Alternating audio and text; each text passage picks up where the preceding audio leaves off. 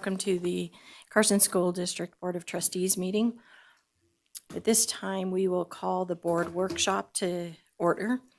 Item number 1 is roundtable discussion among board members and staff addressing the following topic.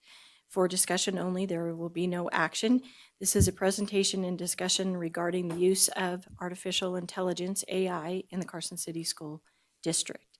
This will be presented to us by Mr. Bringhurst. Welcome.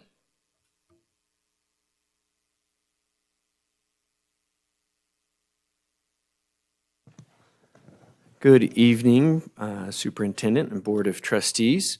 So for the workshop portion of the meeting today, we're going to highlight one AI tool in particular. It's an AI tool called Write On. As the name would imply, the focus of Write On is helping students improve their writing skills. Improving student writing is one of the things in education that has proven to be very challenging. It's very labor intensive for teachers to do. Students get better at writing by writing and getting feedback on that writing.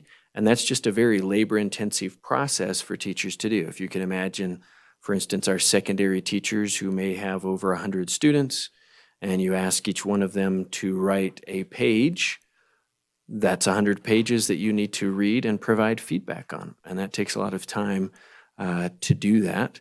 And so we earlier on in this last school year, we met with Perry, who will be leading this presentation, about this program that he was developing called Write On, which really targeted that need of helping students improve their writing.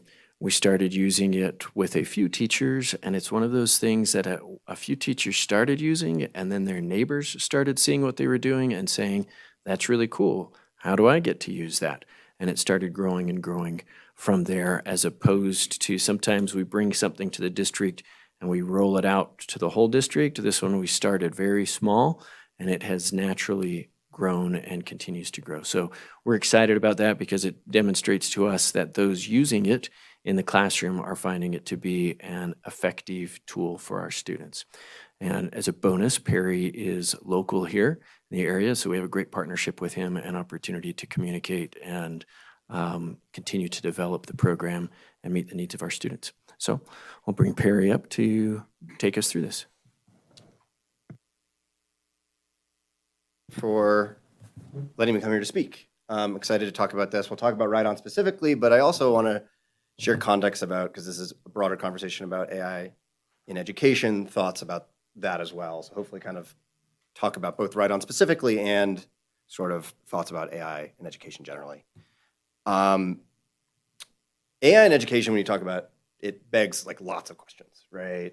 Some of which could, like, what are the jobs of tomorrow? Should we be teaching different skills? Should we be teaching AI literacy? Can AI help teachers lesson plan, right? Like, that's another thing that AI can potentially do. How do we prevent cheating with AI? Go talk to a high school English teacher. This is really top of mind. But for the purposes of today, because this is what I'm focused on with Write On, it's how might AI help kids learn? I don't think any of these are more important than any of the others, but this is just what we're doing with Write On. This has been my focus with Write On over the past year. I do want to just be candid about my honest truth about, and this is also why I started the company, is like when I think there's a lot of folks that say like AI is going to revolutionize education for the better and we should rush to adopt these tools. And I do want to be candid. Generally speaking, like AI has had mixed results, I would say, when it's come to helping students learn. But I don't think that is, I think that has less to do with AI as a technology. AI is a tool. I think it has to do with how it's been rolled out and the choices that some, not this district, are making around AI, and especially just throwing chatbots at kids. This is something that this is what I think Write On is addressing. And you give just a chatbot to a 4th grade kid, are you going to expect it to ask the right questions to become a better thinker? And you give it to a high schooler, are they going to use it as a tool for learning, or are they going to use it as a tool to bypass learning, right? So these are the, like, just kind of the honest truth. But also I think this is what motivates me to build something better. And the question that I've been fixated on for, I'd say, a year before I even started this company and this business is, how do we integrate AI thoughtfully? with emphasis on thoughtfully in order to help kids actually learn. And over the course of my sort of journey figuring out what I was going to build, I was talking with this principal in Reno that a bunch of people told me to talk with. And he's somebody who thinks a lot about AI education as well. He's been going to certain conferences, and something rang the bell for me, which was like, oh, this is it, which is that the potential of AI can best be summed up in one word, which is feedback, right? You could have the best teacher in the world. If they have 25 kids in their class, they can't give every student one-on-one feedback, sit with each kid and help them think through whatever subject it is, whether it is with math, writer. They can't be a tutor to every single kid. You can't give a coach to every kid. So when I think about what is the potential of AI if we do it really, really well, we roll really well for student learning, it's this. And I was like, this is what I want to do. Now, I think the story, how this connects back, that wise principal was Brandon, who was at Marshall at the time.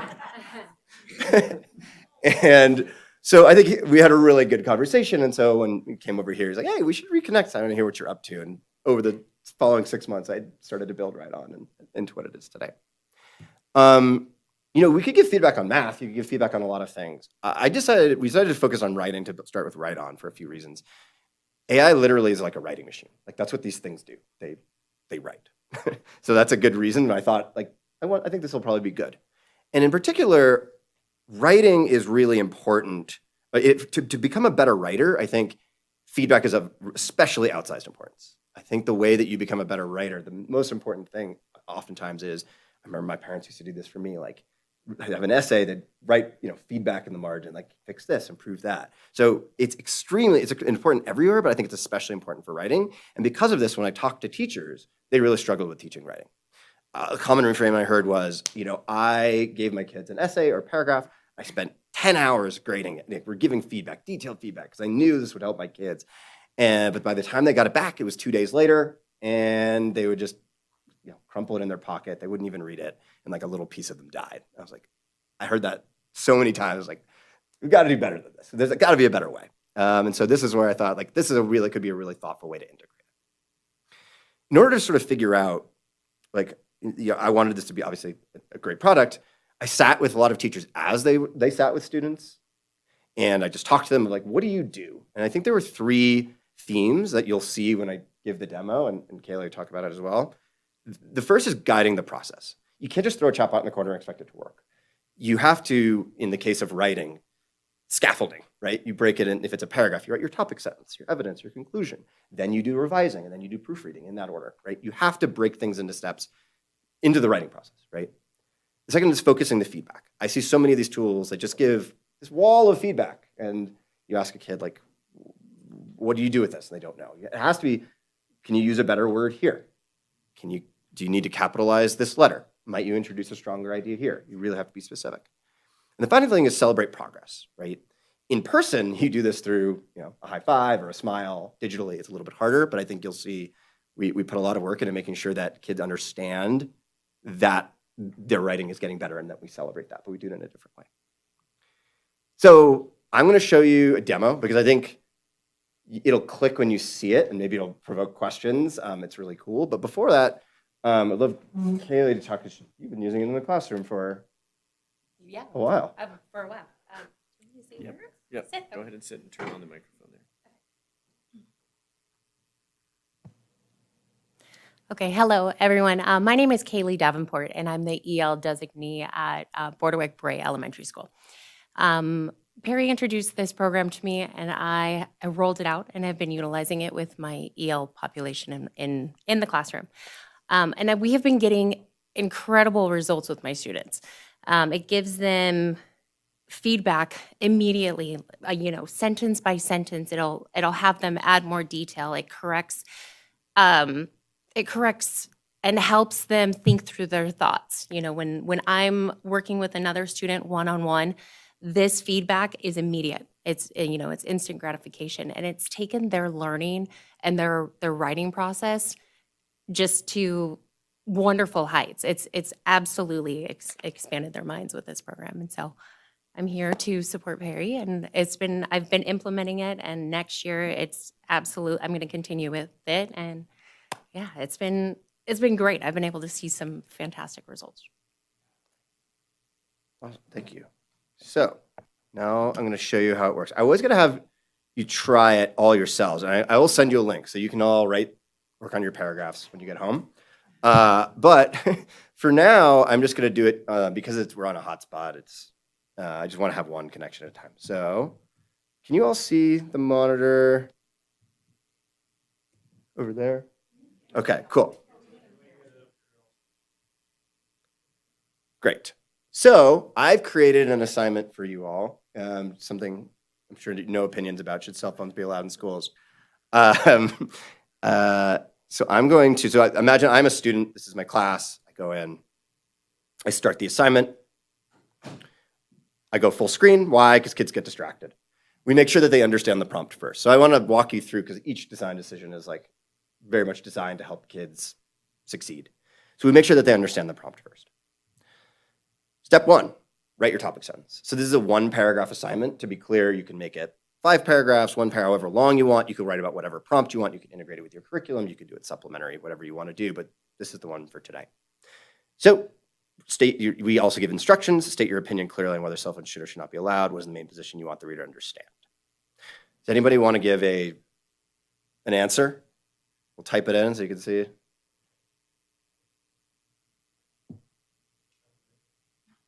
No?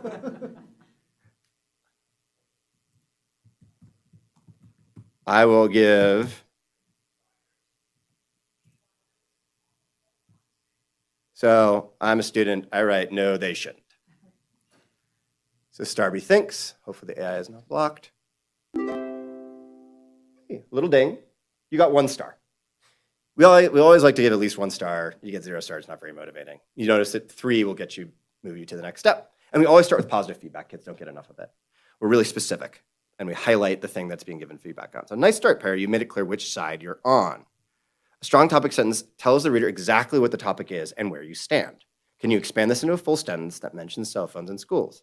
So the reader knows right away what you're arguing, right? Which is, I think, what a teacher would suggest of a kid. No.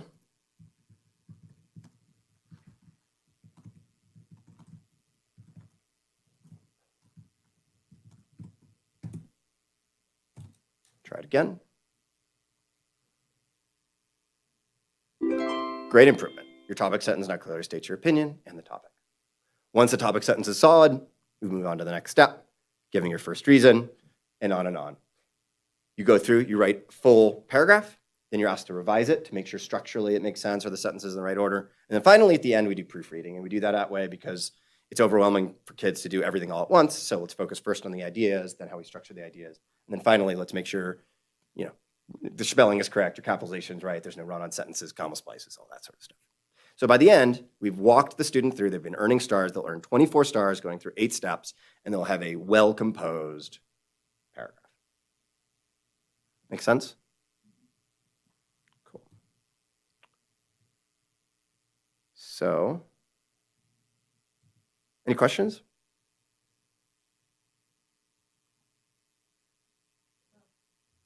Maybe you touch on this, but so it's the structure based, but does it proofread like spelling errors, grammatical errors? Are you getting to that? Yes. Okay. Yeah. Sorry. So just to be clear, so this is something that what's interesting is when I show it, you can actually get your 3 stars writing your topic sentence without the spelling errors, and that's actually with spelling errors. That's actually by design. So the idea is you're a 4th grader. So with writing, there's this concept of cognitive load. You are learning how to write a sentence correctly. You're learning word choice. You're learning how to structure a paragraph. You're also, usually if you're in class, you're writing about the context of what you're writing about. So there's background knowledge that you may or may not be solid about. You're writing about government, but you may not know what democracy means, things like this. So a student has a million things that they're thinking about. So we want to make sure that we're doing as much as possible, one thing at a time. So when you're writing your topic sentence, let's just focus on stating a clear opinion. And then at the very end, the last step is, well, there's sometimes a couple steps. We're going to fix your spelling. We're going to make sure kids, I don't know, you're probably aware of this, like they don't realize they need to capitalize the first letter of a sentence anymore. Texting is just ruin them. So we go through, make sure everything is cleaned up, but we do that, that's their very last step, so that, because you already by then have all the ideas down in the right structure. Does it auto-correct is what you're saying, or Does it point out where they have to physically change it? They have to change it. Okay. And that's sort of a core principle of ours, is that like we never, and this is a very big, strong differentiation point from I think most chatbots, like we never give kids the answer. And you get feedback and we make you change it, even if it's a little painful. We want you to make those corrections Yeah, because that's when it's We good. know how autocorrect works. A lot of time we get a different word or. Yeah. One of the things that I would add in here too that I've seen as students are using this, when students really struggle with spelling and they submit something to the teacher, oftentimes it's hard for the teacher to even decipher what they said. And so the student gets beat up about their spelling and doesn't really get any feedback on their ideas. And the AI does a fantastic job of actually deciphering what the kid is saying when I, as a human, have a tough time reading what they wrote because the spelling is so bad.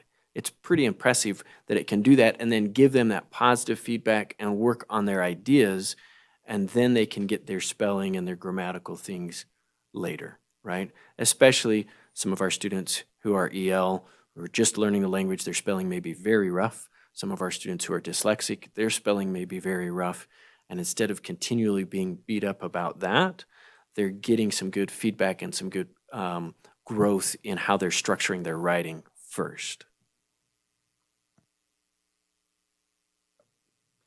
So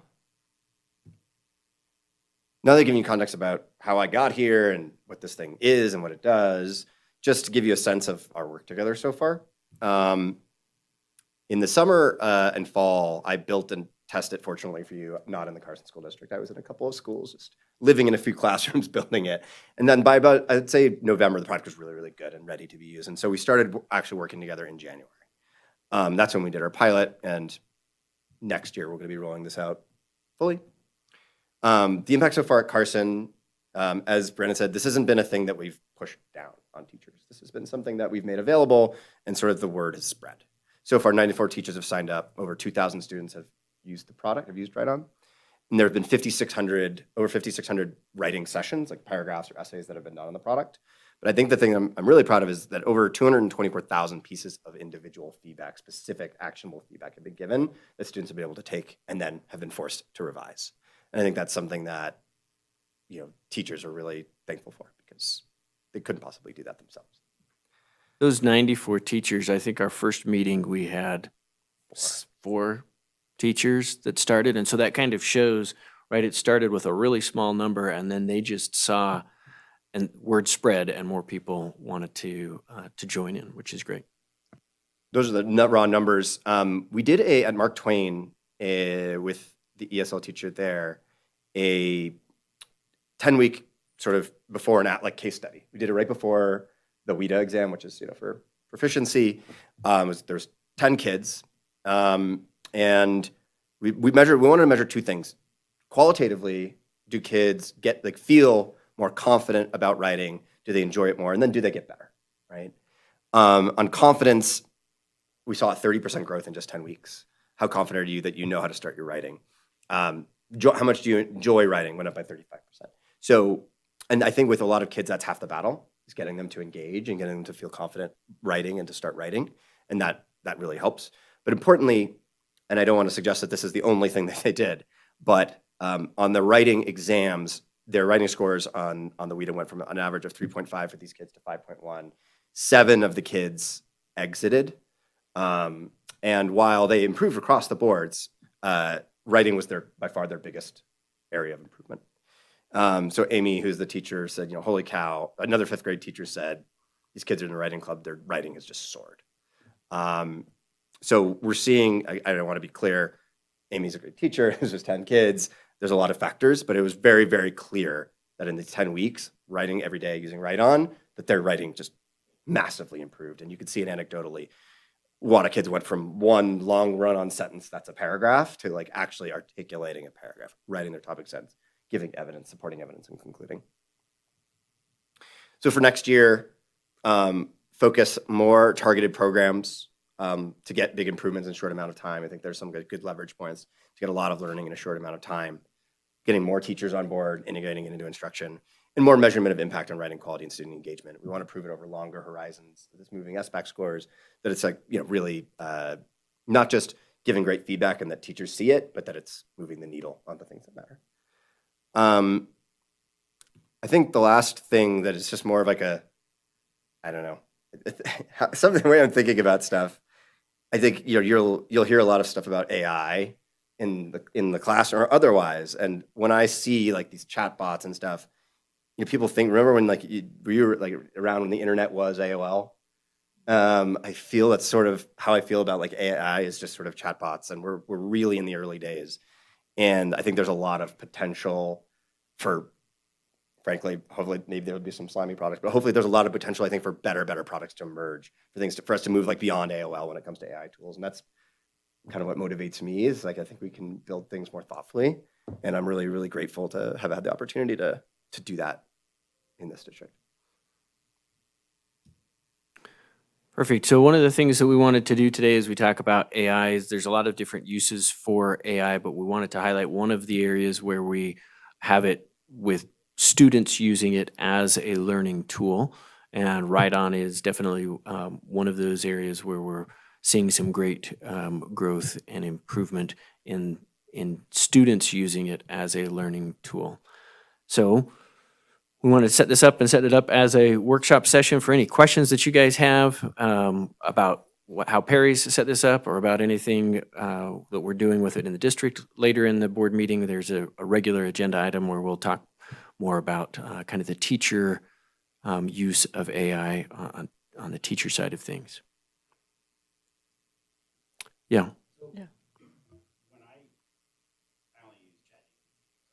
I when I use it, and I'll say like, fix my sentence or my story, whatever it is. Oh. Sorry.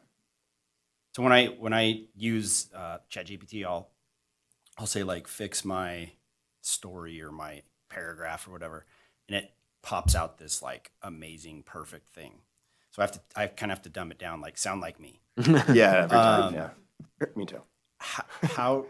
So when they're doing this, when they keep getting like feedback, when is it good enough? Is it going to keep making them like frustrated to have to keep going? Or is it like, when does it become good enough? Are they just going to be like, gosh, this never ends?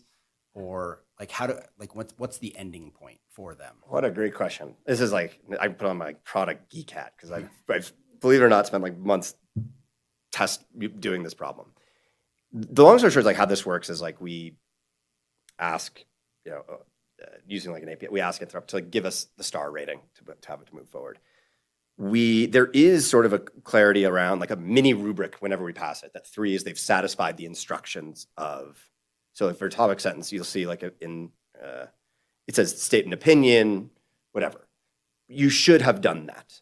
And we're not going to move you and give you 3 stars if you completely haven't. And this is also a big benefit of being a classroom tool. You can raise a teacher. There's also a teacher interface you don't see. They can see when kids are stuck and move over and help them, which is very, very important.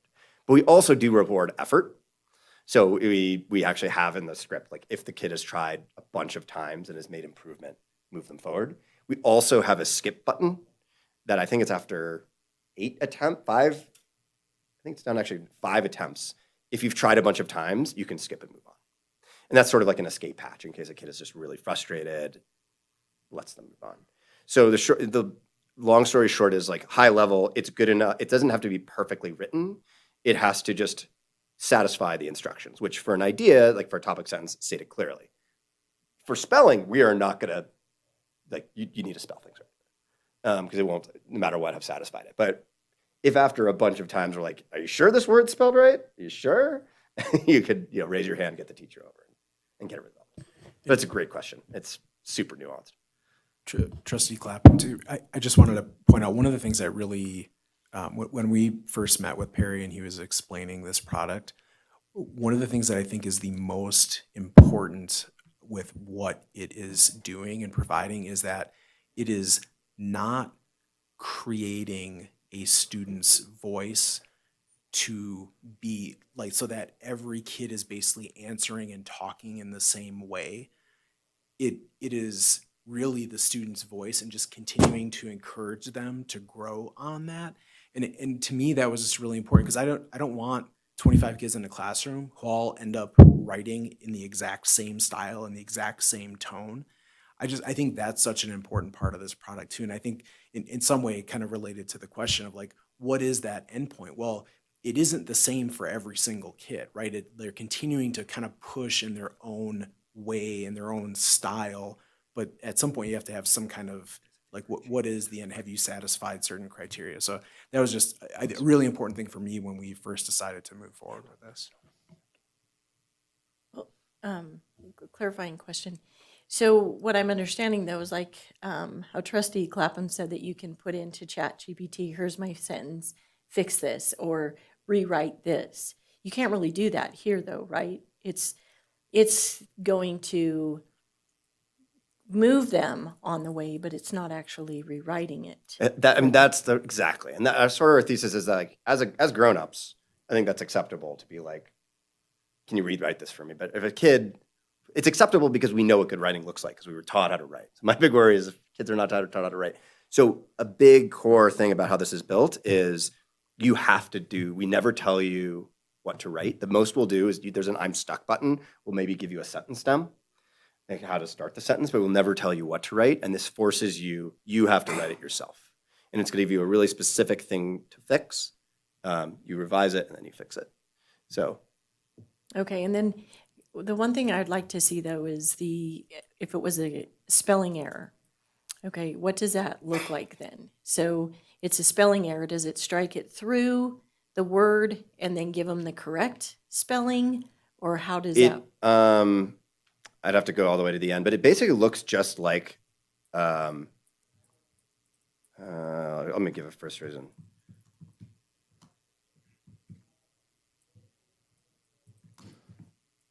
I don't know. This is a pretty bad piece of evidence, but I just want to show you what it looks like for something else. Okay. So you'll see how it highlights the thing to fix. Mm-hmm. So it'll just do exactly that for spelling. And typically if there's 5 spelling errors, it'll highlight all 5 spelling errors and be like, do these words look right to you? And then you go and fix them and then you submit again. But if they don't know how to spell it, how would they go and fix them? The second time we will get more specific. So that's another thing. So how this is sort of designed is like, we'll give you a high level, like, or not high level, like specific thing, but like, how might you make this better? If the student doesn't satisfy that, like doesn't solve it, we're going to get a little bit more specific. Okay. Also, and again, on certain things, the student can also just raise their hand and ask the teacher. But Okay. we'll progressively sort of guide them and get them closer to the spelling error or All right, thank you. getting the spelling right. Trustee Statuki. Well, I love this. As a former English teacher, one of the reasons I left the classroom is because I just got so exhausted giving feedback on my students' writing. And to me, that's the most important thing when you're sitting in your English class is can you write and express your ideas? So I remember the old school AI. My kids would use this program, and I'm sure it was based on AI, and it would correct their spelling, it'd tell them, but it wasn't smart enough to check for content. Right? So they could get an A on a paper and not talk about anything on topic because the program wasn't able to do that. So I love this. I think this is going to be very helpful for our students. Of course, my question's always like, how much is it costing us, right? Which I'm sure we're talking about later. But to me, writing is probably the most important thing that we teach our students, whether it be on their phones or whether it be sending a memo or whether it be evaluating an employee, right? We have to be good communicators. So I appreciate it. Thank you. That means a lot. Thank you. Trustee Ramirez? Trustee Roberts? No questions, just echoing Statuki I feel like you've thought of everything. This is a great balance of helping guide them, but not doing it for them, which is so important. So just amazing thought and work on this. Thank you so much. Trustee Clapham then? Is this in the high school as well? As we go into next school year, it'll be open to all of the schools. I think this year we had some high school usage. A little bit. I think it was we're making it available to everyone. It was, I would say, disproportionately used by late elementary, middle, and ESL or EL, more than high school, but there was some use. And then is it just select teachers that are like, I want to put this in my classroom, or is this like, hey, show the kids how to use this, or is it Yeah, what's the this year it criteria? has been, like I said, a slow rollout, kind of an organic grassroots rollout, if you will. And so it's kind of been word of mouth. I mean, we put out some information early on and looked for some volunteers who were interested in coming. It was a very small group that came, and then it's spread from there. As we go into next year, and the product has been further refined, and our practices around it have been further refined, now we're ready to be able to say, okay, all teachers, here's a tool that you can use. And I think it's important when we talk about this tool, and we'll talk about other AI tools later tonight, we really trust our teachers, our practitioners that are the experts in their craft. And here's a tool, we're not going to mandate that you use it or mandate that you use it a certain way. We're going to provide this tool for you. And if the tool is actually good, you'll use it, right? Because you see the value and the benefit of it. So that's how we look at rolling things forward.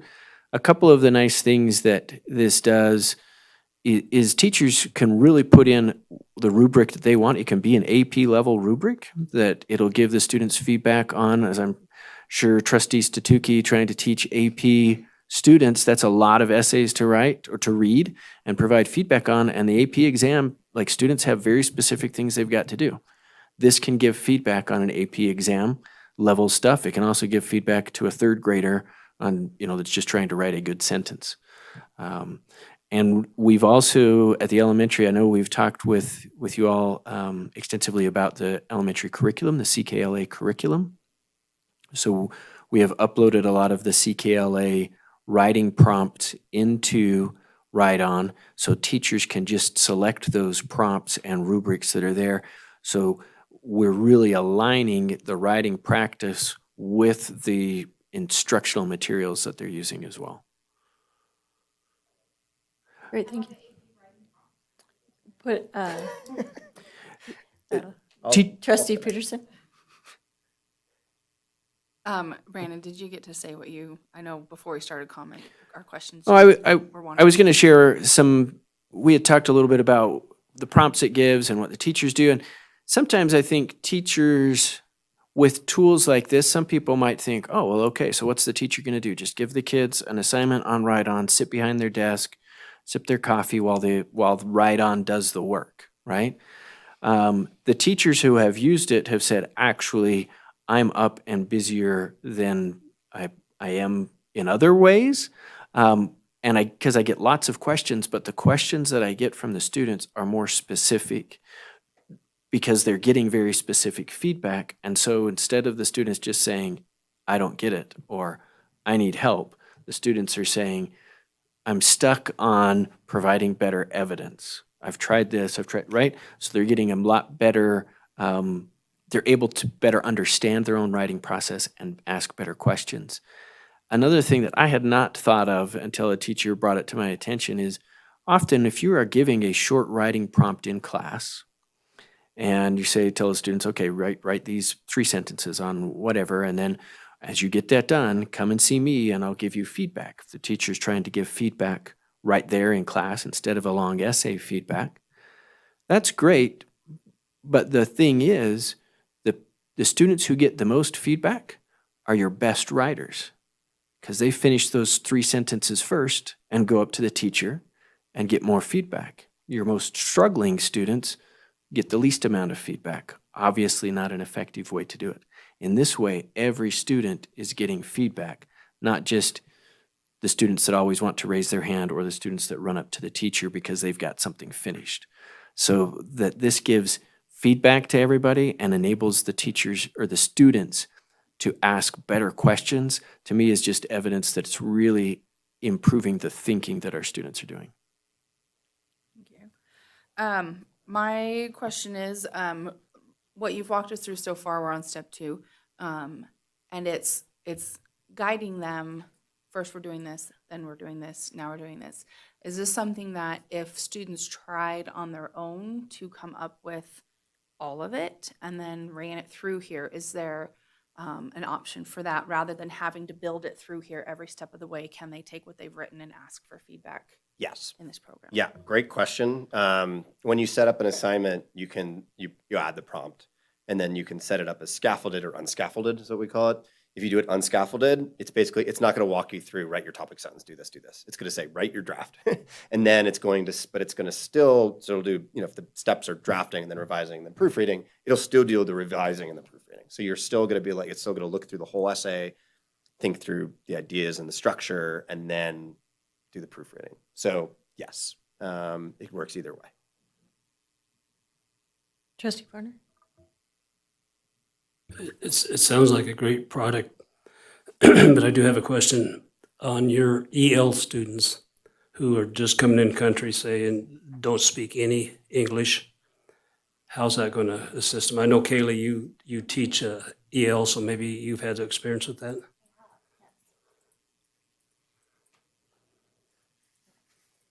I actually do thank you for addressing that. I did have a student who was very new to the country, and what we were doing is him and I were working together. We were utilizing his EL dictionary, and we were going through the process. So he would utilize Google Translate to help me express what it is that he was doing. He was actually writing as well in Spanish. He would take what he was trying to translate and put it into the system. So he was discussing it in Word through Spanish. He would translate it and then put it into the system. So he was getting the cross comparison with both of the languages. And then we were utilizing the Spanish dictionary to help him translate everything all the way through. And then I also wanted to address that I didn't get to, and I'm so sorry, the data aspect of all of this. So on the teacher side, when you get through all of these steps and the student, it gives you all of the stars and says, you are done, you've completed this. From the teacher side, I can print out all of these. It gives me every single one of the feedbacks that all of the students had received. And then I get their final drafts. And what I was able to do was utilize those final drafts for their writing portfolios. And so my students they were able to see how their writing progressed through each one of these write-on stories that they were creating. And my students had the buy-in with that too. They were able to see their growth through their portfolios, which was pretty cool for them as well. So thank you. No, thank you. I do have just probably one more. Are there any other schools that are using this program right now? Yeah. How many? We're new, to be clear. So we incubated this here. I went to a conference in Southern California, and we got a few dozen schools that are using it down there. But this is we're less than a year old, and this last year has really been focused on making sure the product works. So it's pretty new. Is it evidence-based then, based upon what other companies are doing?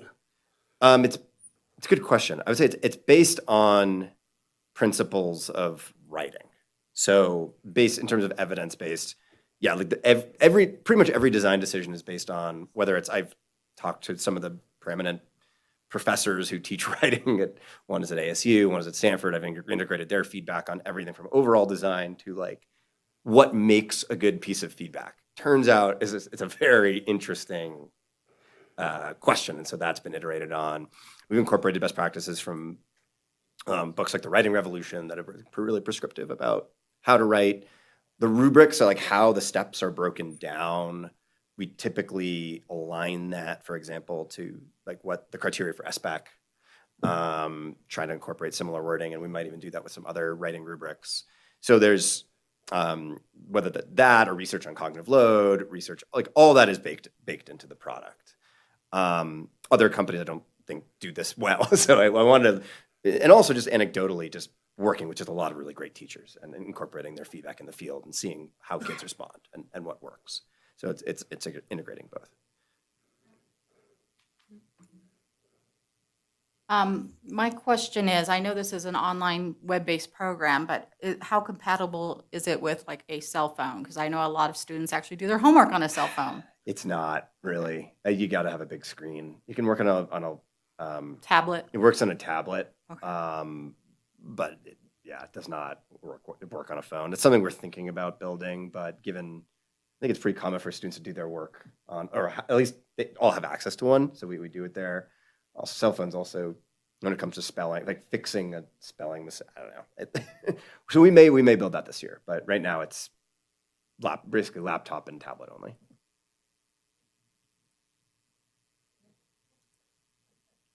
I guess I asked you about how many schools are using it, but any schools in Nevada right now using this program? There are a couple schools in Washoe that are using it, but that's it. Well, thank you. We appreciate your time. It looks like it's a great product. Very glad to hear from somebody that's using it here in Carson City School District. So thank you for your time as well for coming. Thanks for having me. Yeah, thank you. All right, at this time, we will go ahead and take a 5-minute recess, and we'll see you at 6 o'clock.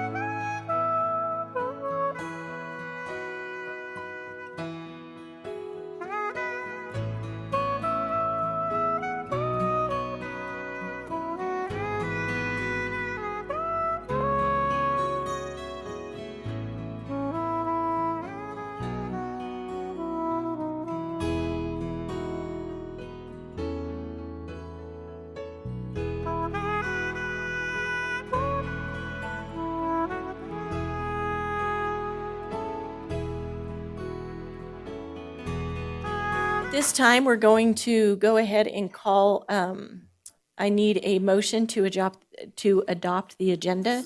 Do I have a motion to adopt the agenda? That was moved by who? Oh, Trustee Ramirez. Do I have a second? I'll second it. A second by Trustee Varner. Board discussion? Public comment? All in favor, please say aye. Aye.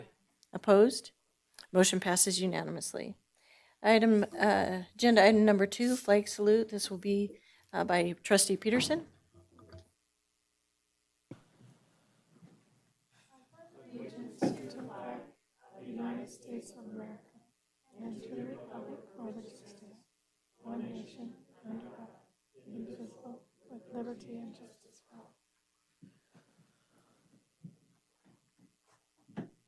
Thank you. Moving on to agenda item number 3, superintendent's report. This is for information only. Superintendent Fueling. Thank you, President Walt. Just enjoying a rather busy few weeks after school. Normally, this time of year, things start to slow down. Mr. Bringhurst had other ideas, and he has been piling in all sorts of amazing opportunities to get our staff excited and learn a little bit more about a lot of the things that will be rolling out next year. So it's actually been some great trainings and getting some great feedback from staff. So very excited about that. Otherwise, looking forward to 250th anniversary, which is not too far away. So thank you. That's all I have. No. Oh, no. Sorry. We have guests. I'm sorry, everyone. Yeah, it has been a couple weeks. So this evening we have, sorry, Mr. Renee, we have some folks new to the district that we are very excited to introduce to you all.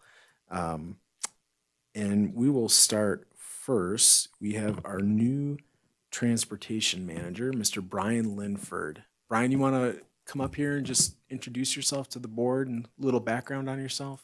Can you keep it under 20 minutes? Okay.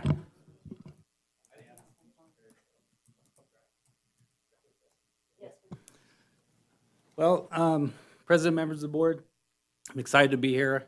My name is Brian Linford. I was retired from the Army in 2015 and thought I was going to be able to stay retired. Eventually, I became the Director of Transportation for Douglas County School District. Did that for 5.5 years, tried to retire again. And then I had the opportunity to teach at Douglas High School as auto teacher. So I did that for a few years. And then last year, I tried to retire for a third time. And this opportunity, I saw this opportunity. I thought, well, you know, I think I could make a difference. I think I could assist the transportation department and the school district and the students and the parents. So anyway, that's a little about me. You have any questions for me? No, I don't have any questions, but welcome, and we're happy you. to have you here in Carson City. Thank you. And I hope you do better than you have in retirement. Yeah, thank you.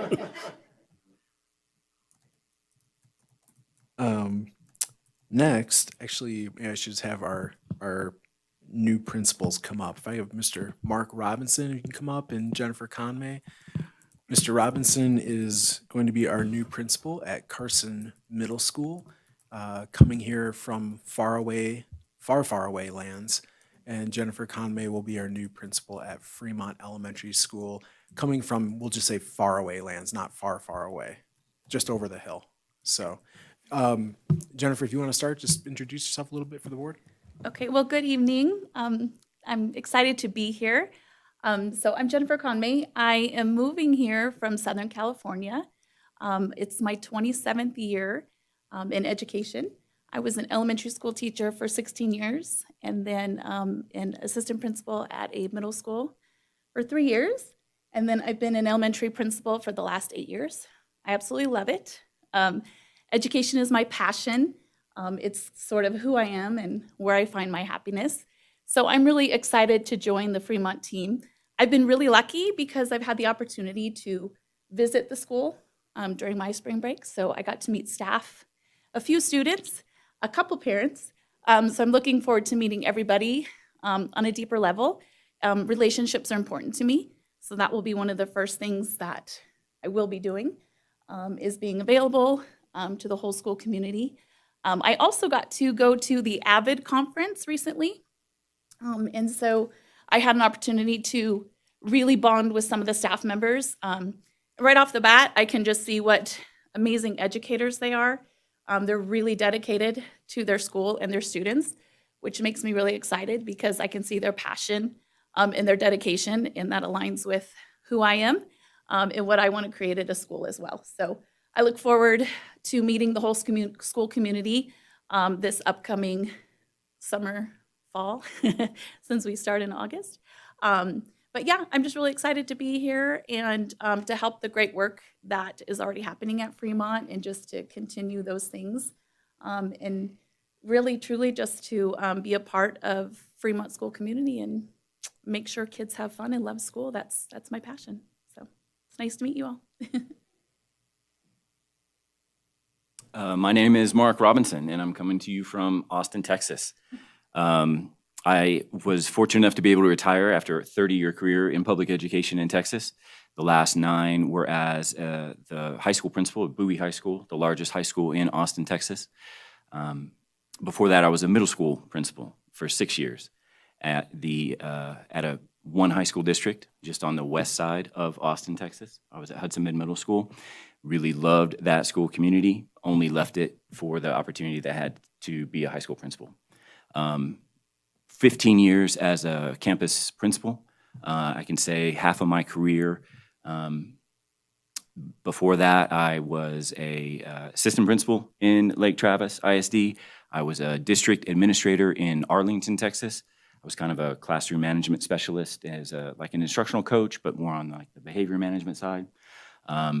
I spent a couple years teaching high school social studies and was a 8th grade social studies teacher at an alternative school. That was my first opportunity to be in public education. And so there I taught 8th grade social studies and social skills, just given the nature of the school. I am thrilled to be able to be here in Carson City to continue to do the work that I love with the kids here, the families, the teachers, and just really contribute to the school community here in Carson. I would like to also introduce my wife, Leah.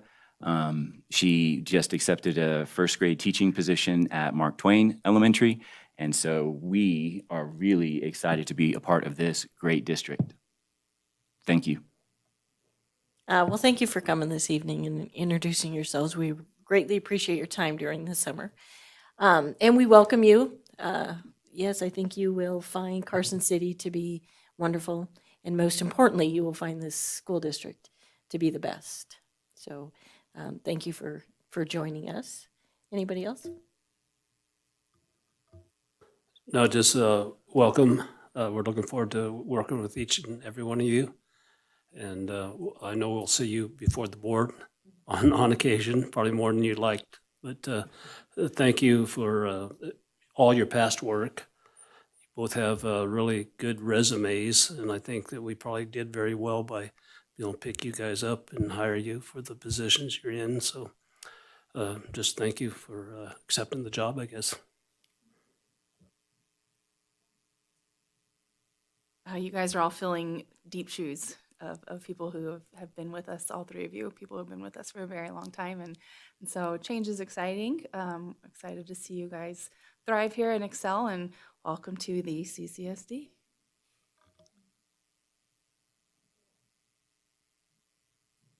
Well, thank you and enjoy your summer. I don't know how much summer principals get, but hey, go. Yeah, it's almost over, so hope you enjoyed it. Yes, but thank you again, and we look forward to seeing you. Mm-hmm.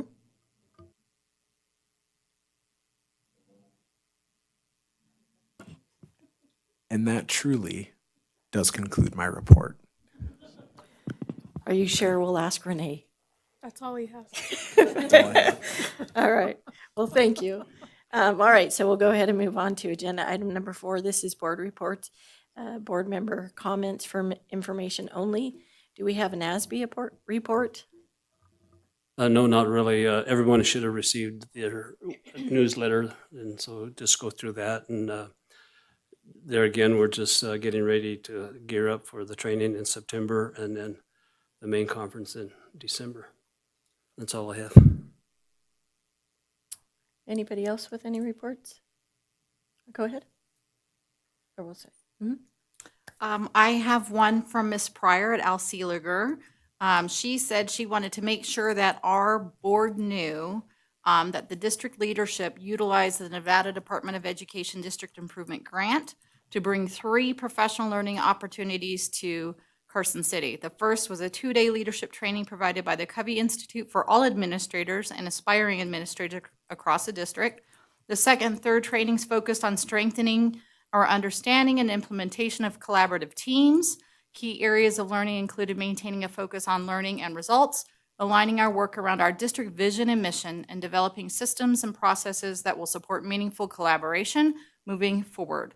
All focused on results, student and adult learning. These trainings were extremely beneficial as they prepare for the next year, and their continued focus on improving student outcomes through dedicated collaboration time on Tuesdays.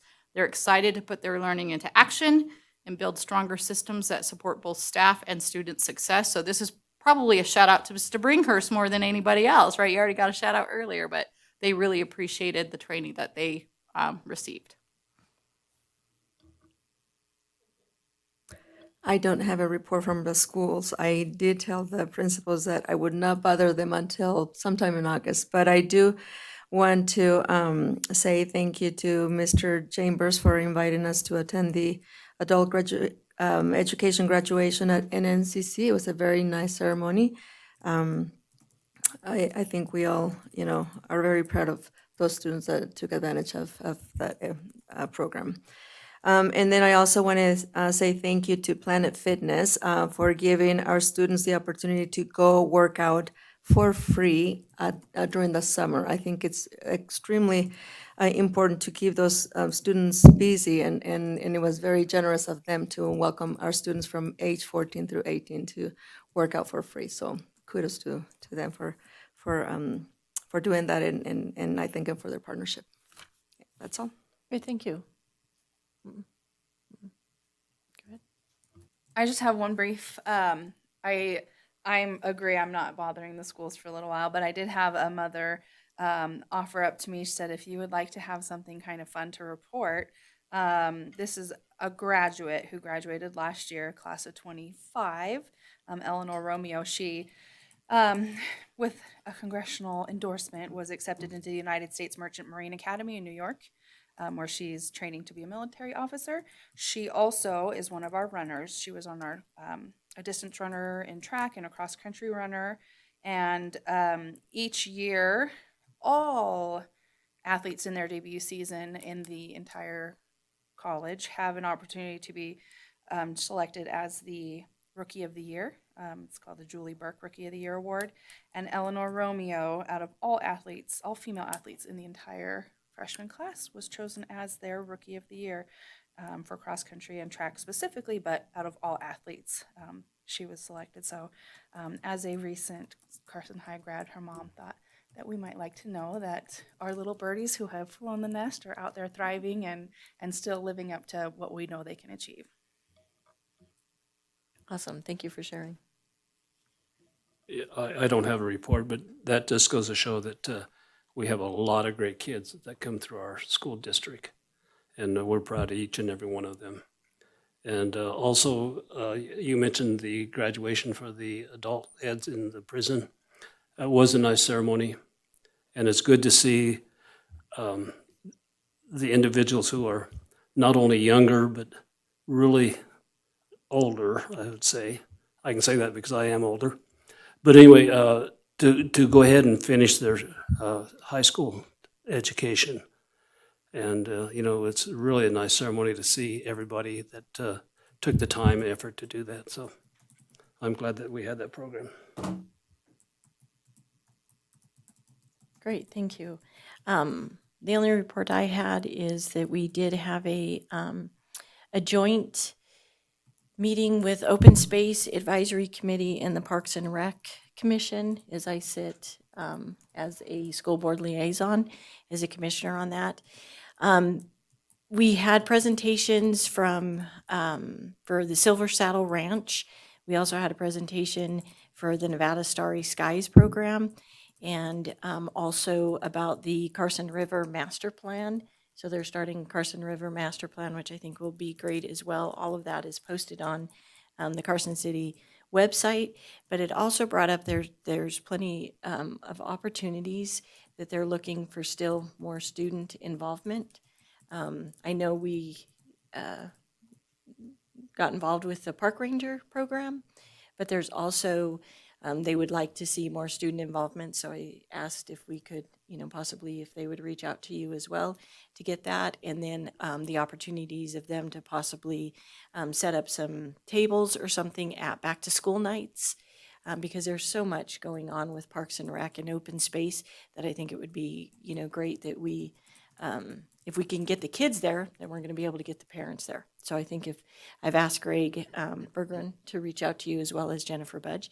We also had a presentation on the budget, and you all probably read that they did get the grant for Mills Park Master Plan.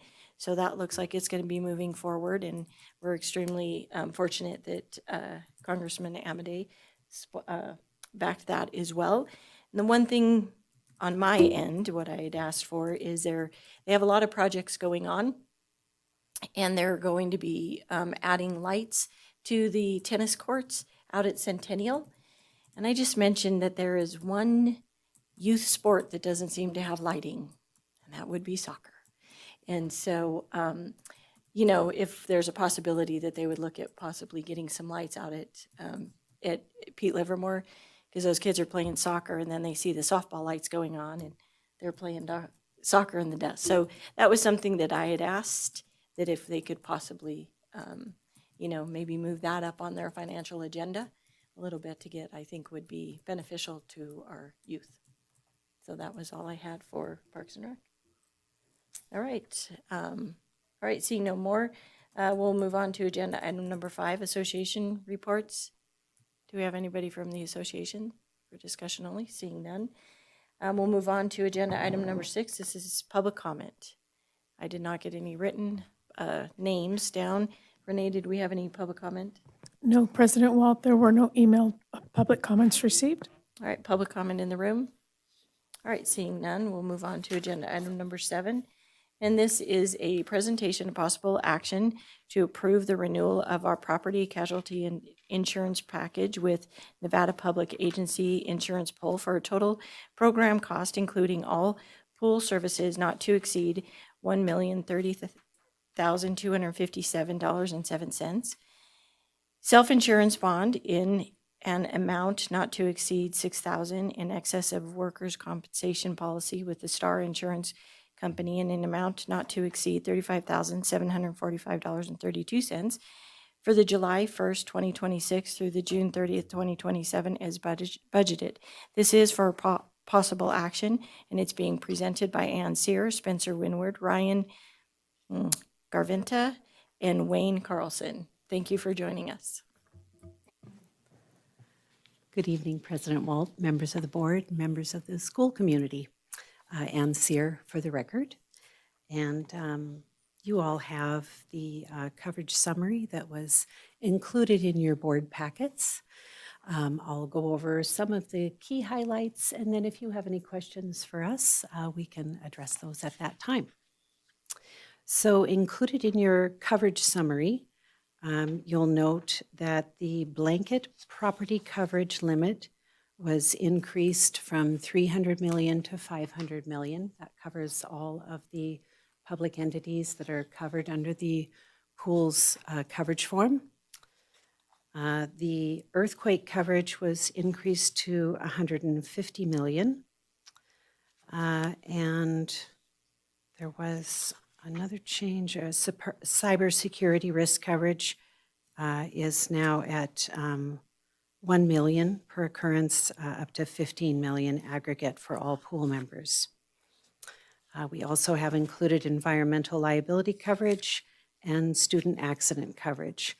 The student accident coverage is something that is used periodically through our families who have students participating in athletic events or are injured in PE class or just have a slip and fall at school, and they are either underinsured or uninsured. And this coverage will drop in and provide some protection for those types of incidents. As mentioned, the total cost of the program is at $1,030,257.07. Last year, the program cost was at $959,633. So it's up about just a little over 7%. This can be attributed primarily to an increase in the rateable exposures. So the total member contribution is determined by applying a rate to the exposures. The exposures are payroll, property values, number of autos, so how big we are, right? And the payroll did go up by about almost 3 million, went from 58 to 61. And then the total insured property values went from $355,920,186 up to $428,963,903. So property values, total insured property values increased by over $73 million. So that is really the most significant piece that led to that increase. But overall, it's a very good outcome. Towards the end of your packet, you'll see a review of the risk management benefits and services. So I think most of you are familiar with the pool and the benefit of the pools, how this program is structured. I'll just briefly touch on it in case you haven't heard about it at your NASB programs, but this is not a traditional, insurance program. This is a municipal risk-sharing program. So most of the municipalities in the state of Nevada participate in this program. And that is done through signing an interlocal cooperation agreement. This school district entered this program in 2010. So they have been a participating member of what is essentially like a co-op. All of these public entities pool their resources together, and then they purchase insurance. It's marketed as a group. They have a lot of buying power by doing that, and that is how they are able to achieve the limits of coverage and the depth of coverage that you have under this program. Schools nationwide are really struggling with coverages such as the sexual and molestation coverage, or what we call SAM. A lot of school districts no longer have that coverage, or they have very high deductibles. The pool has been able to maintain that coverage over the years, and that's a really important component of your liability coverage. The cyber liability coverage is also becoming very difficult for public entities. And the pool has been able to maintain that coverage under this form at a reasonable cost. So aside from the coverages, they also pool those resources and those funds to arrange for risk management services and programs that they provide to all of the members. And all of those items that are listed here on the benefits and services page, all of these, with the exception of the law enforcement and fire protection and swimming pool programs, are things that our school district participates in. So we are a member of the Enterprise Risk Management Committee, and you may, if you've been here at prior board meetings where we've been presented with risk management excellence recognition awards, those have been received several times through that committee. I sit on that committee. We participate in the Excellence Program. Just recently, we received a risk management grant from the pool to fund the replacement of our camera system on all of our buses. That grant was in the amount of $124,144. So those cameras were just recently installed over the past month, and that is a terrific benefit to us because the existing surveillance system on the buses was really at end of life and failing quite frequently. So we're very grateful to have the opportunity to take advantage of that grant program. The online safety training, we use that every year. We have different cohorts new hire cohorts and ongoing safety training that is delivered to all of our employees every year. And then the cybersecurity training and policies, I know Mr. Medeiros takes advantage of that, as well as the site safety inspections and trainings. So we're very fortunate to be a member of this organization, and I think that pretty much sums up everything I had to say about it. Is there anything that you would like to add, Spencer? Or, yep, Not at this time, okay. but we do welcome any questions the board may have. Yeah, and we do have Wayne Carlson here. He is the executive director of the pool, and I think he also had some little tokens that he would like to present. Yes, thank you. Yep. For the record, Wayne Carlson, the Executive Director of the pool. I want to brag on the district for a moment on one item, and that's the e-learning completion rate. I'm sorry, can you get closer to the microphone?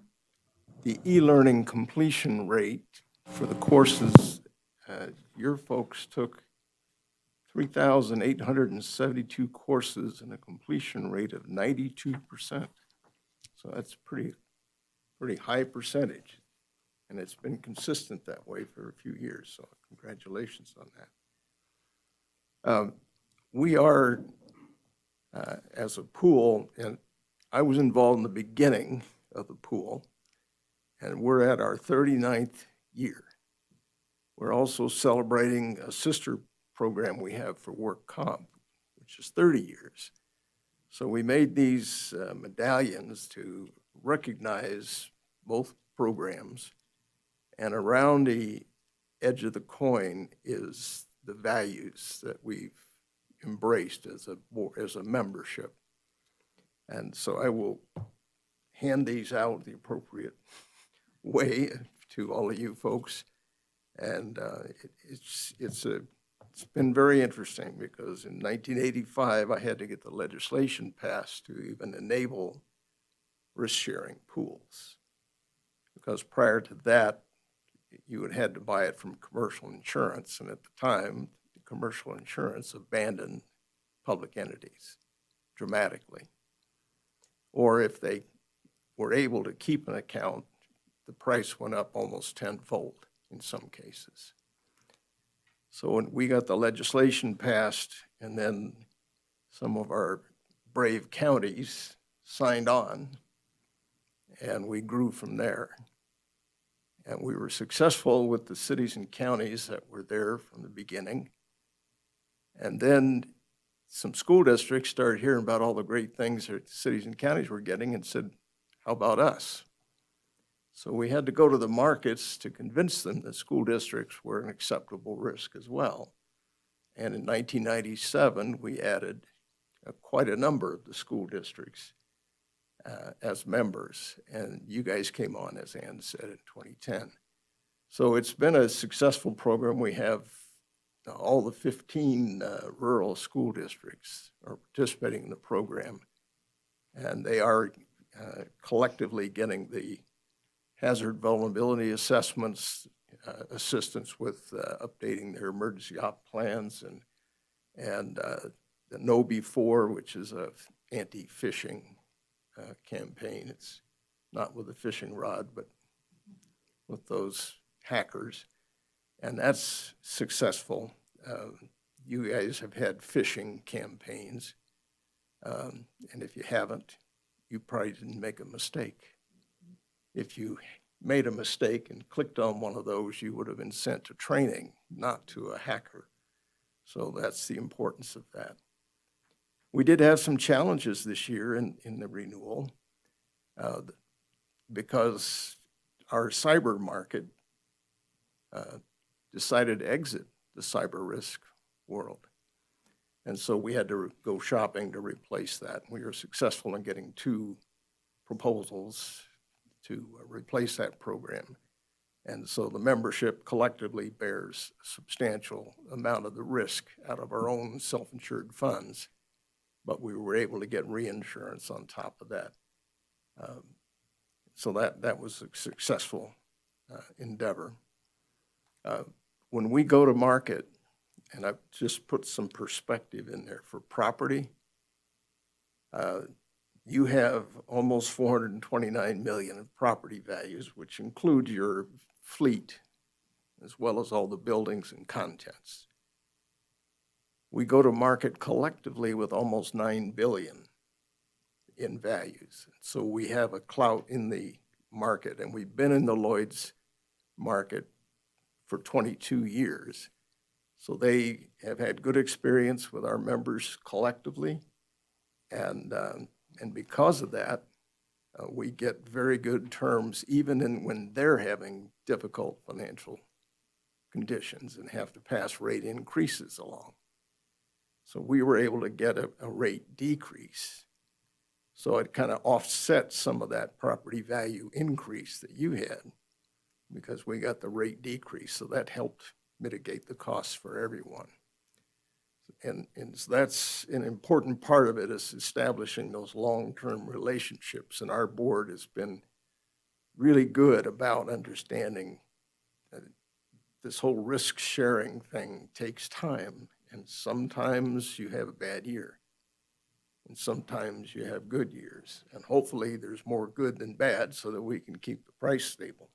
So that's part of our objective in doing that. So Ann is right. We do offer a ton of services, and you guys take advantage of them. And in fact, the fact that she sits on the Enterprise Risk Management Committee means that some of those services bubble up through that committee. We have a Human Resource Oversight Committee, and they are about to finish up their model policies for all of our members, and they do them by type of entity. So the school district policies are always a challenge because there's unique laws related to school districts, and they're about to finish those up, hopefully release them next week, if not sooner. But they do that every year to keep them current. So look forward to that bothering your HR department so that they have some guidance on updating any HR policies that are necessary. So with that, I'll be quiet. Well, thank you very much, and thank you for joining us this evening. We'll go ahead and start with questions here with Trustee Varner. Thank you very much. I was just wondering, you mentioned maybe the rate increase was based upon increase in salaries. Is that correct?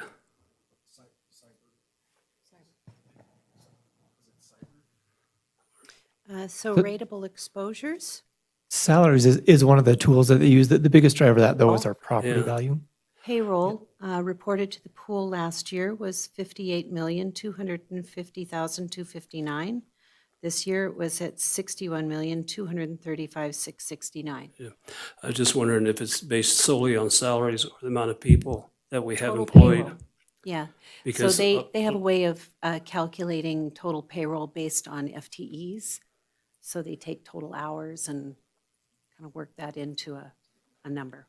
Because I was just thinking, our salaries increased mainly because everybody got a pretty substantial pay raise, and we didn't bring a lot more people on. And then also, thank you for that. Who does the property evaluations or valuations? It went up substantially Yeah. over this last year. And does somebody physically come out, or is it just? Yeah. Every 3 years, we have, the pool sends a professional property appraisal firm out to boots on the ground and actually photograph and measure off and look at the buildings. And we have had quite a bit of renovations and additions done in our buildings, so that also contributed. But we also have to, consider the inflation just the environment, the building costs have increased considerably during this cycle. So, they'll be appraised again in another 3 years. And if inflation on building costs and materials continues on this trend, we could anticipate a similar type of adjustment. If inflation remains steady and building costs do not increase in the way they have over the past 2 years, we would still see an inflationary adjustment just for like a 2% per year adjustment. But this year, that adjustment was, it was 20%, Yeah, a little pretty over substantial. 20%. It was pretty Yeah, that's what I was wondering, substantial. how that came about. Yeah. And then, I don't want to take up all the time, but I have one more question for Spencer. Was this budgeted? I mean, do we have it in the budget already? Yes, this was budgeted and we anticipated an increase. This amount does fall under the amount that we have budgeted for it. Okay, thank you. On that note, though, did I miss, how much of an increase was it? Or It's is about it? a 7% increase. So as Mr. Carlson was explaining, they did some good, the good work that they do. They were able to reduce the cost even though our property values went up. So property values went up 20%. Our overall cost from last year, this year was about 7%. And the year previous to that, it was, I'm not going to give you the percent, but it was $7,000 total. So it was near equal last year. And this year with that, the appraisal that takes place, sometimes we'll see a larger jump on those years where data and additions we've had get to be a little bit more accurately represented in our property values. Okay, thank you. Any other questions? Yes, go ahead. I was just going to ask, because it is, most of the increase is based on our property values. If we had a building that was not being used efficiently and sold the building, would the insurance go down? I would have to say in theory, yes, because we would be reducing the amount of properties that we are insuring. Trustee Ramirez, did you have a question? Go ahead. I wasn't sure that you were done. Okay, so on the page, let's see, how do I reference it? On the Nevada Public Agency Insurance Pool Coverage Summary page, number 4, it says exclusion that is specific to PFAS has been added. What does PFAS stand for? That's the plastics. What is it? Plastics in the waters and the soils. Got it. Probably more of a concern to a water provider or a municipality, that PFAS. Thank you. Is that all? Okay, so then I have a question too. Do we look at, have the facilities ever been evaluated for risk migration opportunities, to reduce the future increase as we continue to see increase? Do we look at that? That kind of falls in the umbrella of the other services that they offer that, and again, they focus a lot more on the risk that we can control a lot of it, which is training our personnel. That's where we have a lot more control, and our facilities are part of that and looking at things and saying, hey, here's a change that we need to make. Generally, those are recommendations that we make, but they typically don't have a real material effect on, hey, if you make this change, we're going to reduce your premiums by this amount. Any of those changes would have already come into place. There's nothing that's going to be a huge change that would make a material adjustment to our property values. Most of what they can do is going to be based off of employee behavior and our policy and those type of things that help drive us to be a more efficient organization as we fulfill our main goal of educating students. Okay. All right, thank you. And then you mentioned the grant. Very excited. Congratulations on that. That's really, I think that is such a need. So very exciting on that. Was there, did we have to provide any match funding for that grant, or was it 100%? 25% match, so our 25. portion was around 42,000. Okay, not too bad. All right, thank you. That's all the questions I had. Oh, Trustee Varner? Sorry. What was our loss ratio last year? I mean, our amount of losses that Pool Pack had to cover? Do you have that, Wade? I don't have the loss information here. I'd have to go pull the records and take a look. I believe it's been favorable, certainly has been favorable on the property, because that's one of the key drivers of the rates for the members as a whole is what happens with the property losses. And Yeah, that's why I was curious, because I hadn't heard of any major damage to our buildings or We haven't had any even our significant property losses. We employees haven't- really, Yeah. you know, accidents and stuff like that. I haven't heard much about loss there, but, okay, maybe we can get that, just, Yeah. thank you. All right, anyone else? Well, again, thank you for your time. We appreciate the work that you do for the school district. Thanks. Oops. Oh, my goodness. Come on, can't we just move on? I'm so sorry. I know, here's Richard like, Polly. Okay. ready if So you sorry, are. this is for possible action. I'm sure you all didn't want to leave without this being voted on. So do I have a motion to approve, or do I have a motion, please? State the motion. I can go ahead and make a Haven't motion. eaten yet. I move that the Carson City School District Board of Trustees approve as submitted the proposed renewal of property/casualty insurance package with Nevada Public Agency Insurance Pool for a total program cost, including all pool services, not to exceed $1,030,257.07. Self-insurance bond in an amount not to exceed $6,000. An excess workers' compensation policy with Star Insurance Company in an amount not to exceed $35,745.32 for July 1st, 2026 through June 30th, 2027, as budgeted. Do I have a second? Second. All right, so motion made by trustee Varner, seconded by trustee Peterson. Do I have any board discussion? Public comment? Seeing none, all in favor, please say aye. Aye. Opposed? Motion passes unanimously. Now we can move on to item number 8.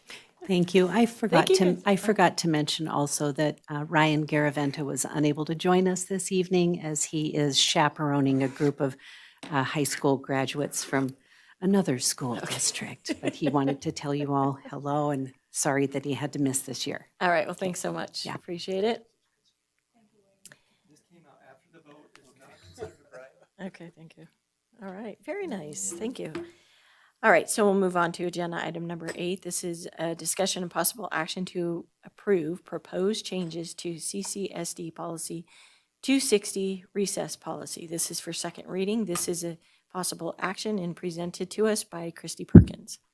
Good evening. Good evening, President Walt, members of the board. For the record, Christy Perkins, Director of MTSS Engagement and Student Wellness.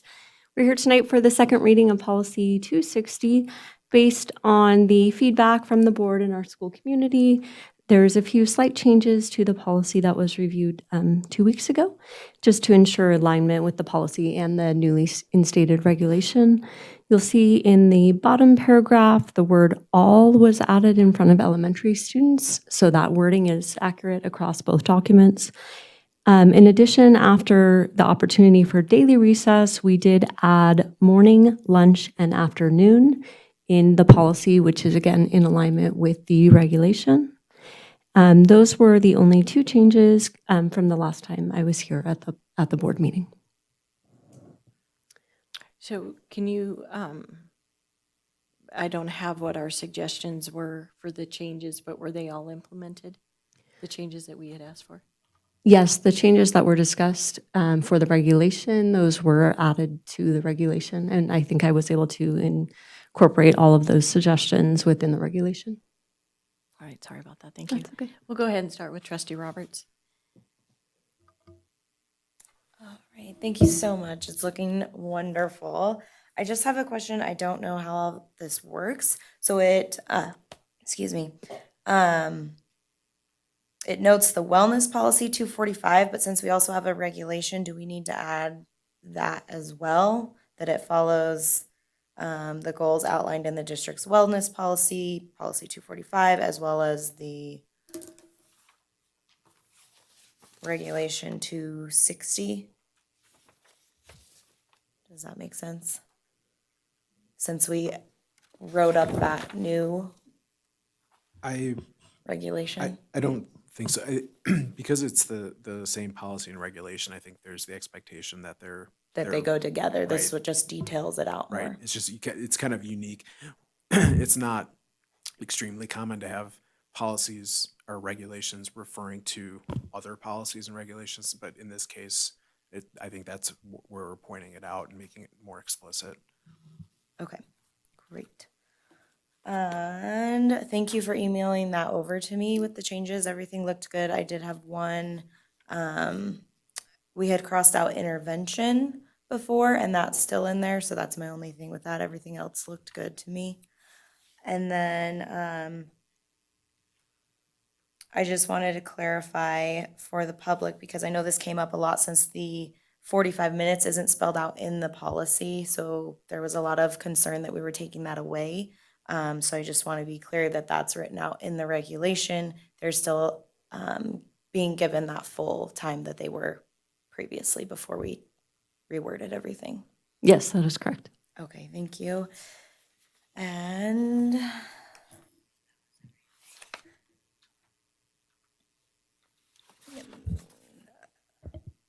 that was everything I had. I just wanted to share my appreciation for you and all of the outlooks that you had on this, with it being situational and seeing all of the kids and the different perspectives. And it's hard for kids to regulate their emotions, and I'm glad to hear that we're seeing them in those moments and helping them through that rather than taking it as a punishment, because they shouldn't be, losing that for some things they can't control and not always having the supports from home as well.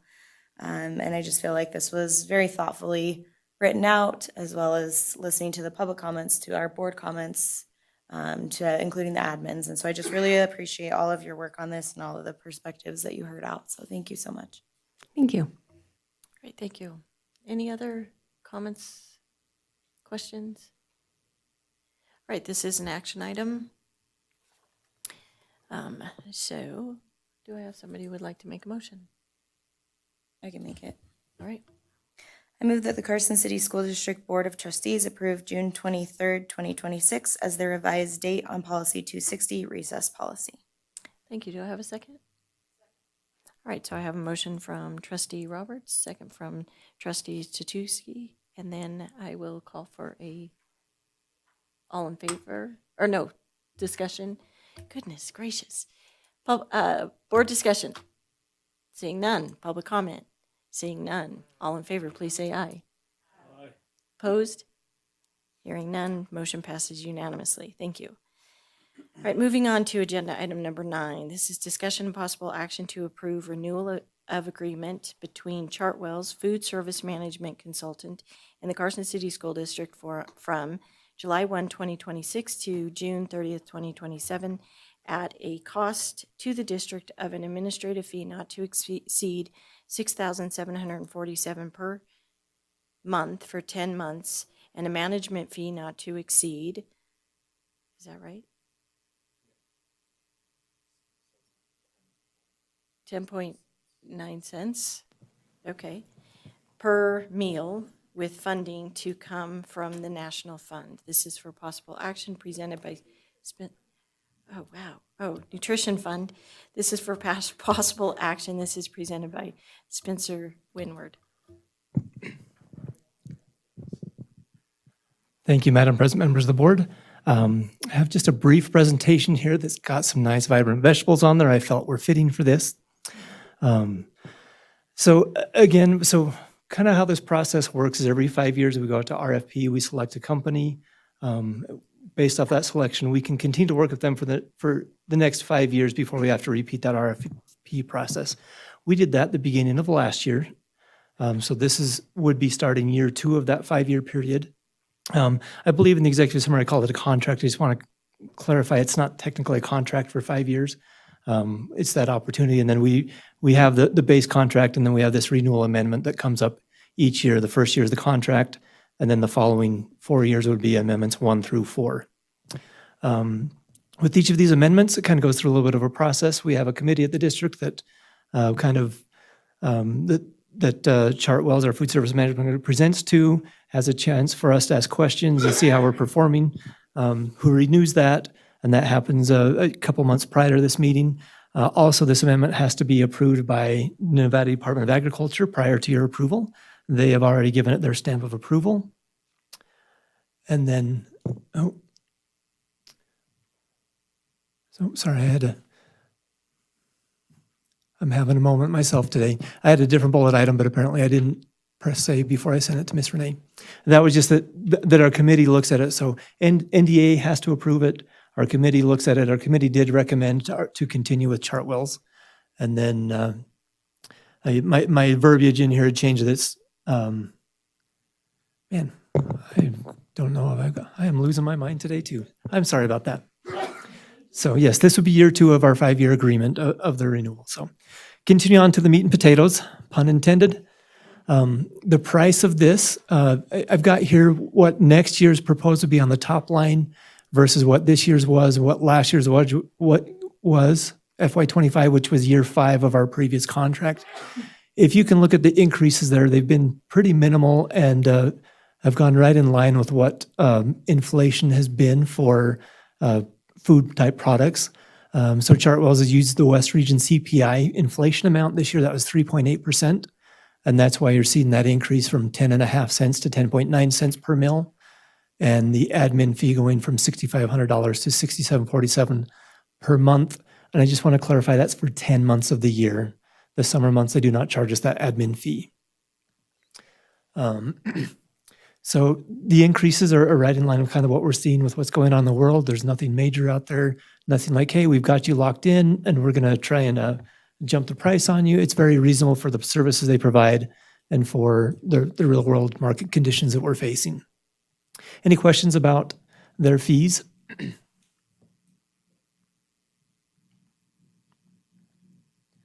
All righty. And I just want to talk, this is definitely not an all-inclusive list, just a couple of items that I felt were kind of important to mention that come with our arrangement that we have with Chartwell's. The first thing is they offer a price guarantee. And so for fiscal year 27, if we don't have $28,000 of profit, then they will refund their admin and management fees. So that's kind of nice. And they have some skin in the game as they want to do well, because if we do well, then they're doing well, and it's very beneficial for both parties in there. One of the other great things that comes from them is they're a very large organization, and they are able to buy in bulk and really flex their buying power in a way that we wouldn't be able to on our own. And we get a fair amount of product rebates or savings each month based off of the consumables that we buy. And that would be essentially everything that you're going to see on that lunch tray in front of kids, all those food items, paper products, those kind of things. They have a very large team that's always out looking to get items for the best cost available.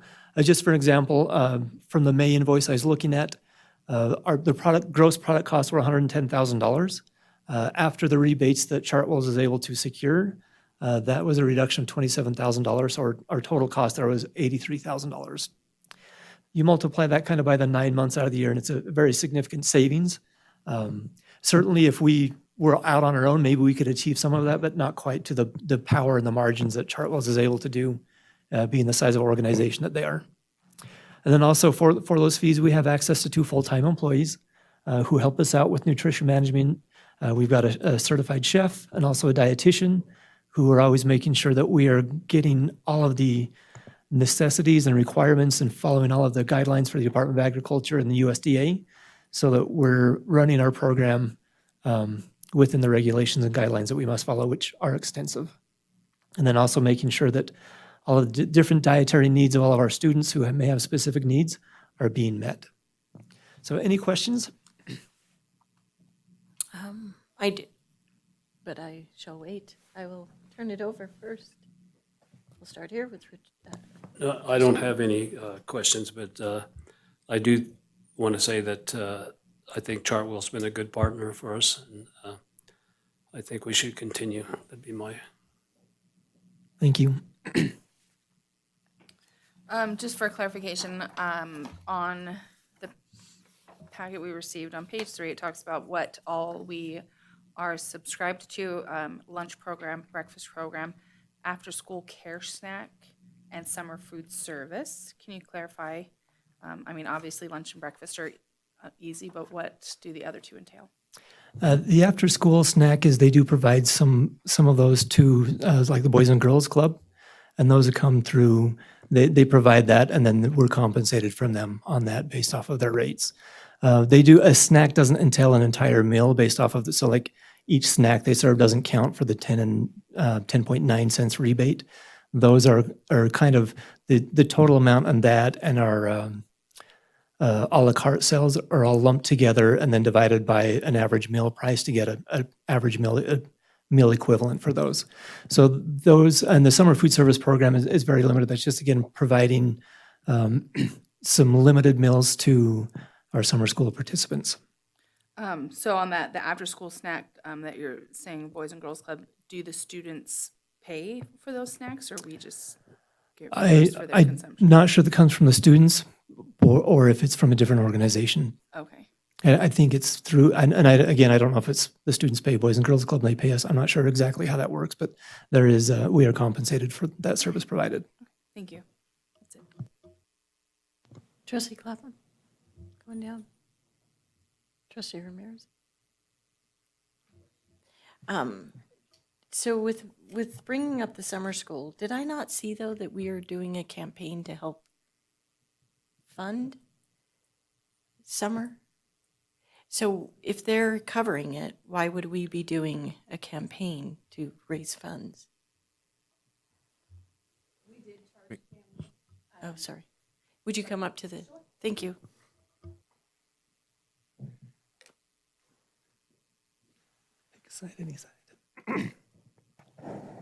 Christy Perkins for the record. We did this summer charge families for summer school services. However, there are certain populations of students that we are unable to charge, such as our McKinney-Vento students, our students in special education, and our EL students are funded in a different capacity. So if they qualified for summer school, they were not charged. And then other families who are not in one of those categories, they did have a fee per credit that was recouped. So that won't cover the whole cost of staffing, of course, that we have to provide to supervise the students and do the curriculum. And then they are just provided a snack, not a full meal. It's just kind of a snack. We work with our nutrition program to provide that throughout summer school, but it doesn't cover the whole cost of the program. Okay. And what would be the whole cost of the program, would you say? I think this would be a great opportunity to plug it out there. The cost of the summer school program? No, for the nutrition. Because I think we're kind of straining with the nutrition. For the summer entire school nutrition food. program, or No, for summer just for school? the summer food service program. I didn't look at that breakdown exactly. It's, I want to say slightly over $20,000, but that is I was going to say right around 20. Yeah. Would be my guess. And so that's the campaign that we're seeing in the paper and all that Dan has posted, correct? And some of that is we get federal reimbursement for. Okay. So unfortunately, we can't afford just to do that out of the goodness of our hearts. Right. So that is structured in a way that we're able to get some federal reimbursement for that. Okay, so that was that. Okay, well, thank you for clarifying. Yeah, thank you for bringing that up. And so this is looking at, have we seen an increase or a decrease in participation in comparative years when it comes to the lunch program? We have seen a decrease year over year since we had universal free meals. Okay. And we have budgeted and are anticipating a decrease for next year as well. Okay. All right. And then I think it was last year, we had gotten some comments about the nutrition value that is offered at the breakfast and the lunch. We had public comment when this came forward. Do you know if that nutrition value has increased? Have we done better? I know they're constantly looking at that. I would struggle to say that we were deficient in our nutrition value before. Generally, what we have to do in following all the guidelines of USDA is it's really easy to make a nutritious meal. It's very difficult to make a nutritious meal that someone wants to eat. Our nutrition team is always balancing that, making sure they're staying within the guidelines. and doing the best they can to make something that everyone wants to participate in. And you've got a lot of unique tastes. You can make something that a lot of people are going to like, and then a certain segment's not, and you can change it to that certain segment, and you'll always be rotating to get that. So they do a lot of data collection. They do a lot of sampling to get meals and sauces out in front of the kids to have them try it, and the kids can vote and say yay or nay to see if they should work that into the regular menu rotation. Okay, great. So they do survey the students here and there. Yeah, they do some on-site programs at specific schools and collect a lot of user data. They can analyze a lot of times what goes in the garbage can and assess a lot from that as well. All right, well, thank you. Any And sorry, I additional- do have a Okay, question go for ahead. you. Are you considering doing anything to encourage parents to fill out that application? Because I hear that we are low on applications, correct? We do have some, we're kind of game planning to see if there's a way that we can help people fill that out. Aside from, we want to be careful that we don't overload them with information so that they just stop listening to it altogether. But we get a pretty good information campaign out through Parent Square at the beginning of the school year. There's opportunities every time that if a student has a delinquent balance, there's reminders of, hey, there's this survey, you can fill out this form and you may be able to be or receive some assistance with your student lunches. So, we do kind of those blanket things district-wide. Some of the schools send some things out on their own. And then if there's a case where a student, if they go and get a negative balance, then they're getting opportunities to fill out that paperwork as well. And we just sometimes, some people choose not to.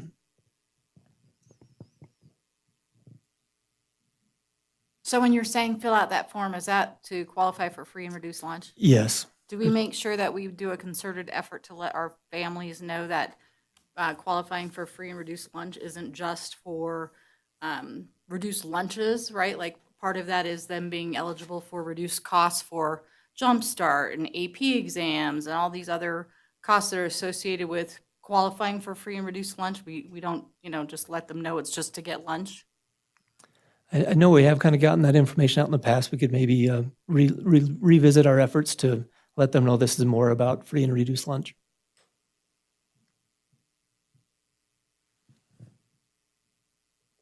Oh, yes, go ahead. You said you were anticipating another decrease this year. Is that due to the universal free meals continuing? I was under the impression they were ending, or is that from something else that you're thinking the decrease will? Universal free ended a couple of years ago. We had a couple of schools that were under a CPI designation, so everyone ate for free. And given their rotation and the economic levels of those schools, we could no longer continue that. So we have, I believe, 3 elementaries that are coming off of the CPE designation. So just given our data from Carson Middle School this year that came off that designation, we saw a decrease in participation there. And so we're anticipating that at those other schools as well. It'll be interesting to see if it's a similar ratio at the elementary level of secondary or not. Okay. Do you know which elementary schools are coming off? I believe it's Fremont and Fritch and Bordewick. Pretty sure. And Elizabeth Martinez in our nutrition department, I know she was communicating with those schools.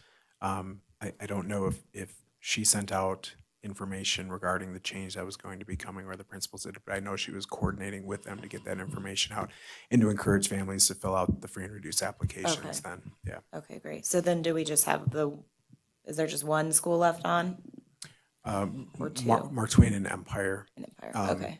Yeah, and there's something, they're like combined in their application. I don't exactly understand that, but I believe they still have 2 more years before they would be reassessed and taken into consideration. But it's still important for them as well to fill out these forms. Yeah, and that's the difficult thing is if the kids are getting the lunch for free, there's not a driver for them to do that. Right. So we'll see. We should see a few more people sign up for it at these schools that no longer are underneath the CEP designation getting free lunch. But again, it's just going to take some time. A lot of times it'll be a week or 2 into the school year. the parents will get a notice like, wait, lunches aren't free, and we see an uptick at that point. We do our best to reach out at back to school nights and let people know. There's been information that have gone out to parents of these schools as well to let them know, or at least to the principals, and the principals have controlled that going to the parents, that next year will be different. Is it part of, is there anything mentioned when they have to do the enrollment? You know, the online enrollment? And you have to update your information? Is anything on there? I don't believe it is. We were looking into the possibility of including that. I think that would be, because every parent has to. Not go that I on. remember, and I've done mine. I did not see. I think that'd be a great opportunity since every Yeah. parent has to be there. And- As well as maybe back to school night. I know you're filling out some other stuff. I don't know if that can be a part of that or if that's just not what back we to can school look. night's for. I don't believe it's a part of the online registration process. I could be wrong, but that certainly would make sense if we could attach it to that, just as long as you're going through that and just continuing to take advantage of these opportunities. I know when there's at the beginning of the year and families are coming in to register, like this is something that is regularly being offered to them and made aware of. And I'm not exactly sure I'd say open house events, but I do know that a lot of times nutrition will set up tables at some of these events to make sure they get applications out. So I think we do a good job of getting out. I think there's always room for improvement and trying to get that word out. I just wanted to follow up because coming from my high school background, we did a massive push every single year for our high school students, and most of them never ate lunch on campus.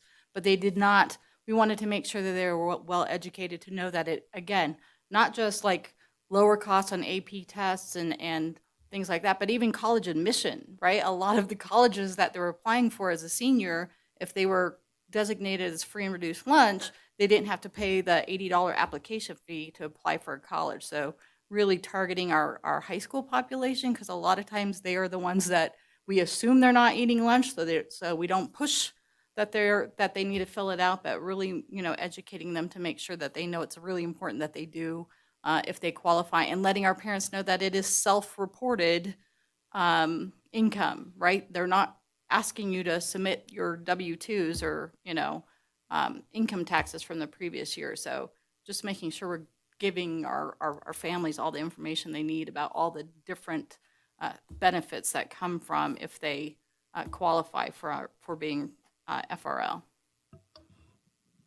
There's a certain high school principal in the room that is taking note. Thank you. All right, any additional question? All right, this is for possible action. Do I have a motion? Anyone? I'll make the motion. I move that the Carson City School District Board of Trustees approve renewal of agreement between Compass Group Incorporated, USA Chartwells, Food Service Management Consultant, and the Carson City School District from July 1st, 2026 to June 30th, 2027, at a cost of the district of an administrative fee not to exceed $6,747 per month for 10 months, and a management fee not to exceed .1090 cents per meal, with funding to come from the nutrition fund. Do I have a second? Second. It was like, who's going to press that button first? All right, so we have a motion by trustee Varner, a second by trustee Stuckey, and do we have board discussion? Seeing none. Public comment? Seeing none. All in favor, please say aye. Aye. Opposed? Hearing none, motion passes unanimously. Thank you very much, Spencer. Thank you. And so we'll move on to agenda item number 10. This is for informational update on AI use in the Carson City School District. This is for discussion only. This is brought to us by Brandon Bringhurst and Superintendent Fueling.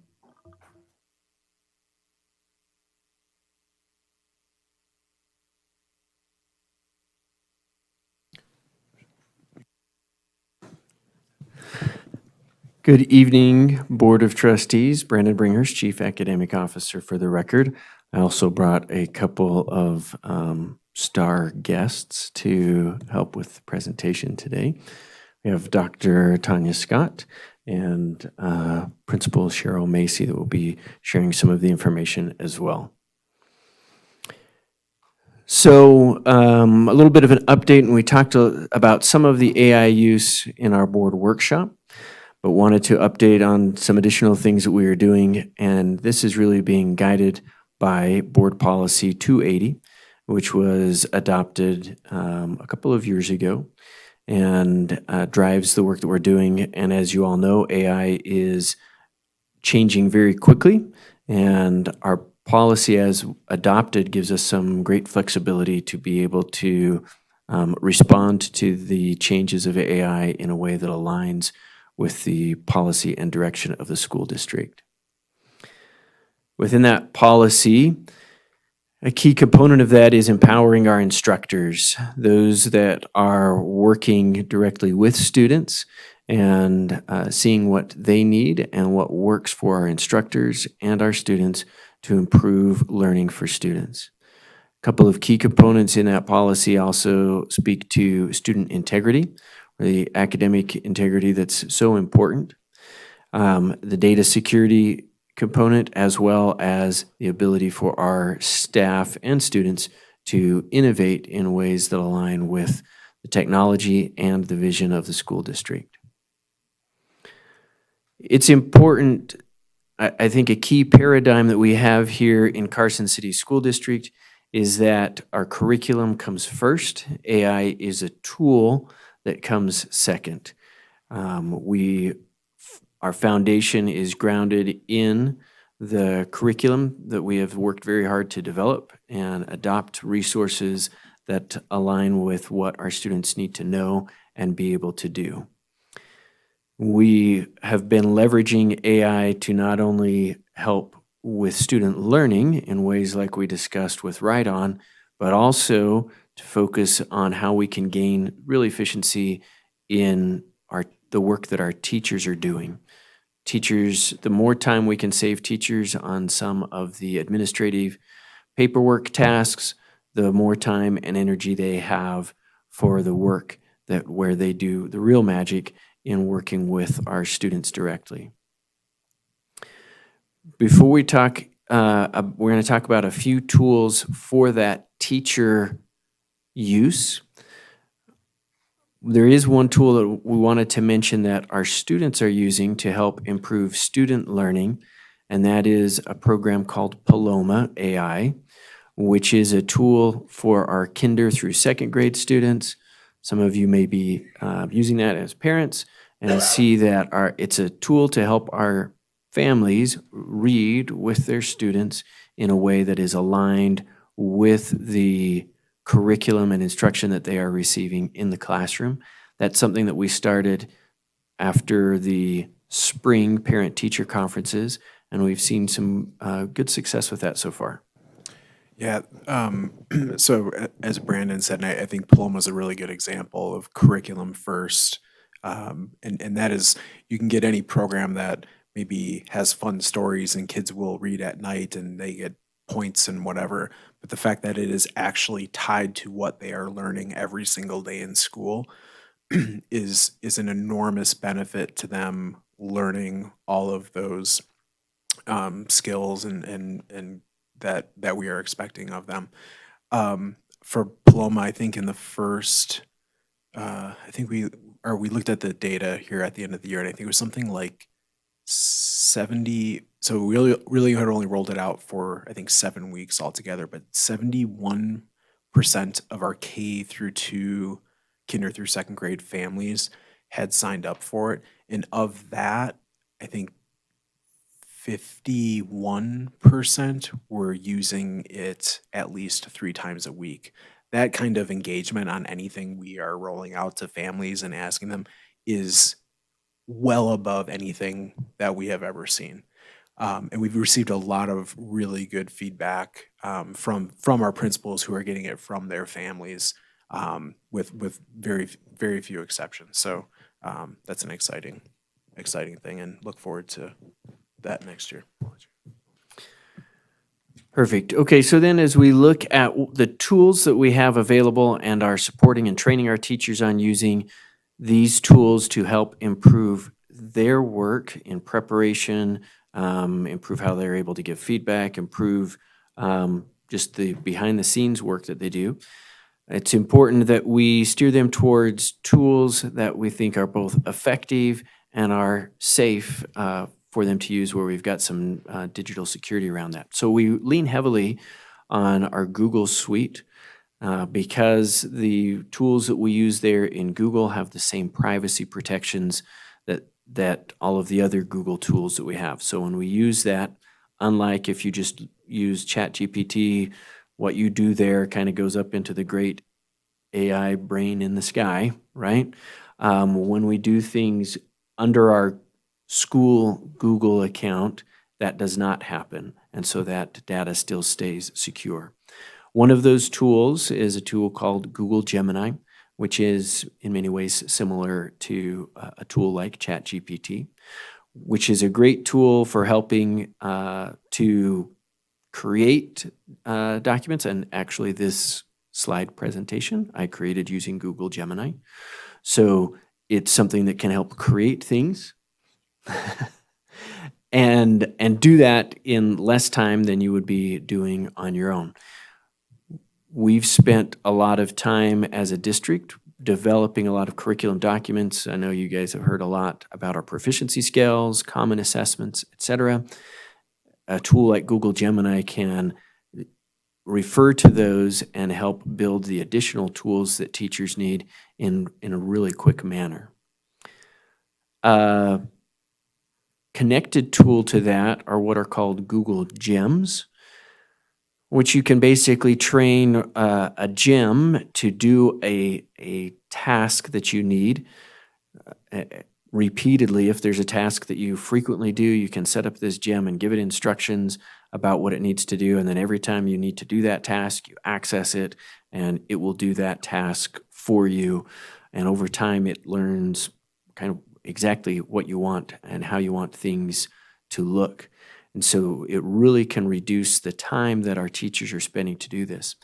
In the PLC training that was mentioned in the report by Principal Pryor, part of that PLC training that we got, the trainer gave our teachers some tools and to use Google Gemini and GEMS to be able to create some of the things that you need in the PLC process, some common formative assessments, ways that it can create some real quick checks for understanding, ways that it can help to analyze the work that your students are doing. So a lot of this work that in a PLC process sometimes takes that team days, weeks, months to work on together, AI can greatly reduce that time while doing it in a way that's aligned with what we want to accomplish with the PLC process. The third Google tool that we use is what's called Notebook LM, and it is different in that you essentially load into the notebook the brain that you want it to use. So instead of it going out and finding things on the great World Wide Web, it only queries what you tell it to query. So, for instance, we have a notebook created that has board policies in it. And so I got a question from Principal Macy about some things with policy and some things she wanted to do, and I was able to query my notebook and have a discussion with Notebook LM. It showed me exact citations of board policy and how it related to the question that she asked. Similar to what we're talking about with how we use AI, I didn't just copy and paste that and send that to Principal Macy, but that needs to go through me as well, and that human input is an important part of it. So then I take that and I add to that my expertise and the vision that we have for Carson City School District, and then I'm able to get an answer that is thorough and aligned with what we need and get that to a principal in much quicker fashion.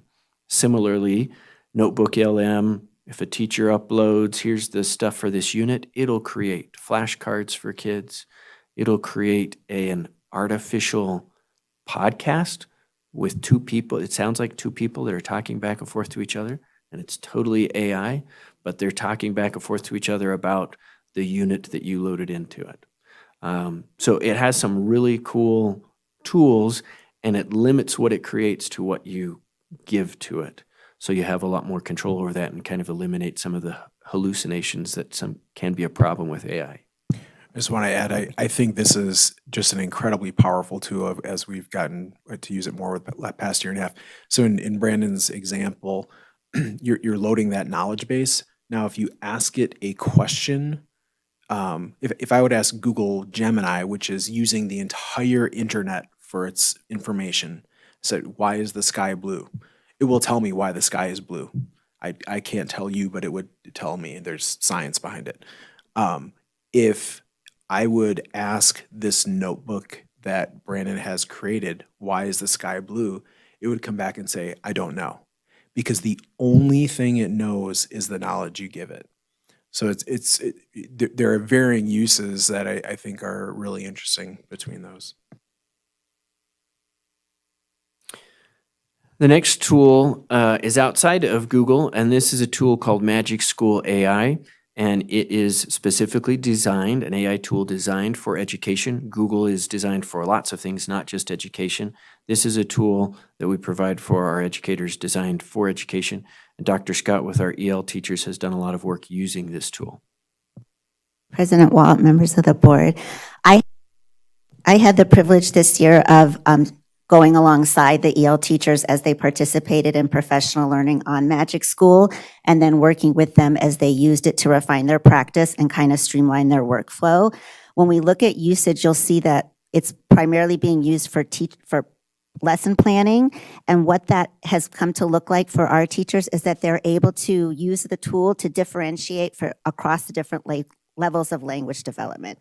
So for example, Magic School, we can interface it with our online resources, and then we can see how it would be appropriate for students at a level 2, a level 3, and it does that for us, as well as builds in links to resources that we might access for students at that particular level. So that's been really a game changer for our English learner teachers.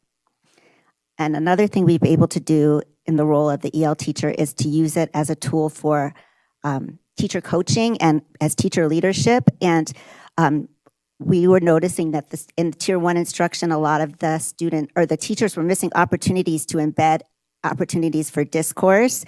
And we were able to, working with Magic School, create a tool that would audit a lesson, an existing lesson, and find places where you could recommend opportunities for students to engage in discourse. So just kind of some capacity things that we were able to use this year. You can see on this slide some of the usage of Magic School AI, or what it is being used for. And as was mentioned, instructional materials is a big part of that in the planning. So this isn't necessarily used a lot for student-facing work, but a lot of teacher-facing work. This slide showing just the overall usage of it. You could see there in September when we did training, there was a lot of usage. And then as teachers started using it on their own, you can see that dropped down from that intense training time, but steadily climbed. Towards the end of the year, we obviously see a decline towards the end of the year because activities shift towards the end of the year. And we spend a lot of time on testing and other things of that sort. So if you've heard or listened at all to or had discussions around the water cooler around AI, certainly part of those discussions have involved, well, kids are just using this to cheat. And that is something that we are aware of, that our policy even contemplates and talks about the academic integrity. And Principal Macy has some details for us on how this is being attacked or addressed at the high school. President Walt, members of the board, for the record, my name is Cheryl Macy. As of July 1st, I'll be principal of Carson High School. As you can imagine, it's really challenging to tackle academic integrity with AI because the technology moves so much faster than we do. By the time we have something in place, there's a new technology for students to use, but that's okay because at the root of all things academic integrity is prevention. That should be our focus. And can you go to the next slide? An area where we've really worked on this is in summer school. Summer school, where kids get credits that they have lost over the school year, they're doing those classes almost entirely online. So we're seeing challenges with academic integrity in that setting. So we have tried a few things this year. One is we removed the Gemini extension.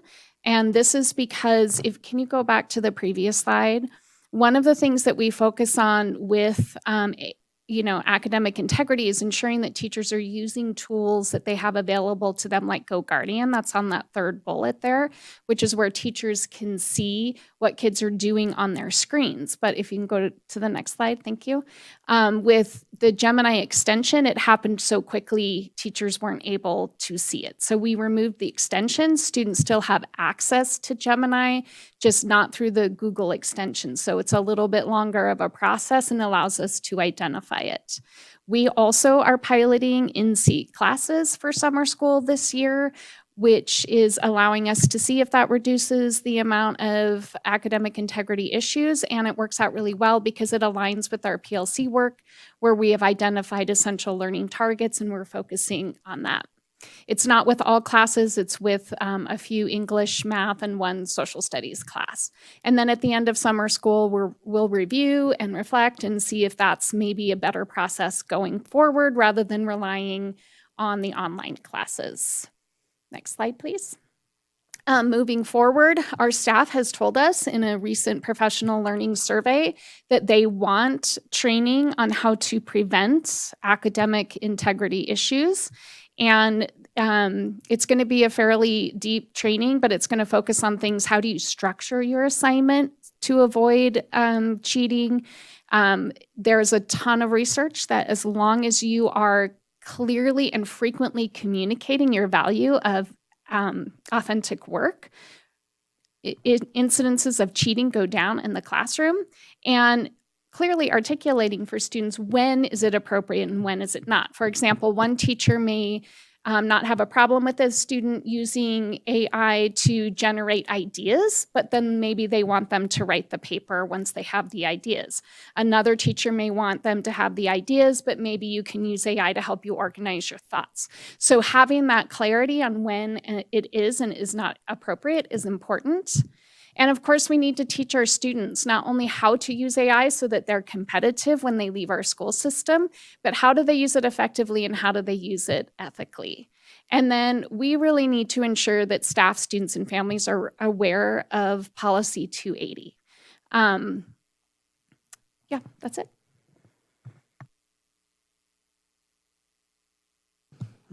As we have worked with staff on AI, we have done some training. We had an AI work group in previous years that looked at some of this, and some feedback that we got from them has been very important. One of the pieces of feedback was, as was stated, yes, we want some training, but we don't want that training to take away our collaborative time that we have as a department, because that collaborative time is very important. So that's a critical component, not only as we move forward with AI training, but all of the training that we do that without disrupting the collaborative time that is so important for our teachers. And that part of the feedback was also a couple of different pathways for that training. We really look at AI and we can kind of clump it into two major areas. One is just on the teacher side. How do I, as a teacher, use this to do my work better and more efficiently? And the other side is, how do I use AI with students and use it as a tool to help improve their learning? And so as we move forward with training in both of those areas based on what the teachers see they need. And then having real guardrails to make sure that we are both modeling and teaching our staff on how to use it appropriately to be in alignment with privacy regulations that we need to make sure that we are following. Any questions from the board? I do. Policy 280, you mentioned making sure that parents see it. How are we getting the policy in the hands of the parents? Sorry. I think that's a great question, and that's an area that we, as was with the previous discussion around free and reduced lunch, that parent communication is a challenge. We sometimes load parents with a lot of communication, and it just becomes white noise. And but we need to be careful that we're not missing and not sharing the information that we need to share. I think this is an area that continues to evolve and change, and we need to make sure that we're doing a better job of strategically communicating around this policy and how we are strategically using AI. Questions? Go ahead. Thank you, guys. I always enjoy your presentations. Thank you. They're very thorough. The only question I really have is on the first slide, it says, we empower instructors to make informed decisions about the use of approved AI tools. Who approves the AI tools and how does that process work? So we work that process closely with our IT department, and Raymond helps to audit those tools and make sure that they are in alignment with the privacy laws and regulations that we need to follow. So for instance, as we started to look at onboarding Right On, that was a key part of that process, was Perry working with Raymond to make sure that everything in that system aligned with the policies and regulations that we have governing that. Yeah.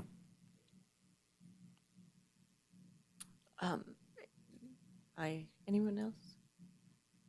The only other question I have too is, as we continue and AI has more opportunities out there, you know, I mean, every day there seems to be another one. So we've talked about today Paloma, we talked about, I mean, all of these as well. So my question is, where in the budget are these? So, because I know like we implemented Paloma in the middle of the year.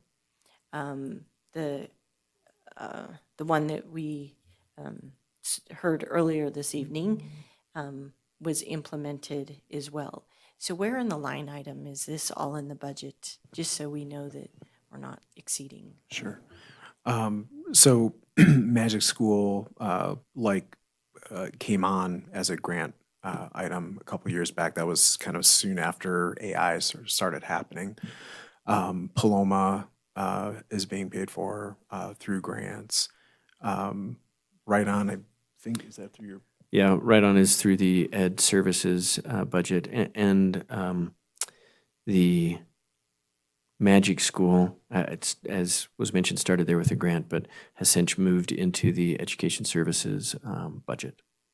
And I think it's important too, because I very much see your point of, you know, we don't want to be chasing the next shiny thing, right? Because there's costs that start to add up with that. But I feel like between when Magic School came on board, we really, that was the only system we knew that was entirely protected in terms of privacy, like all these privacy laws that we have to abide by. And there are many tools just built in there for teachers. So that is one that seemingly has made sense to sustain because, and how much they will help support and build our own customized tools, which is what happened with Dr. Scott and the EL department. Then later we learned about Google with Gemini and Notebook LM, because that's in the Google enterprise world, which we are a part of. Those now also have, as of I think really just, I think it was like 7 or 8 months ago, those are now have the same privacy protections. Paloma takes a bit of a different angle with it really being something about parents, engaging with parents that we don't otherwise have.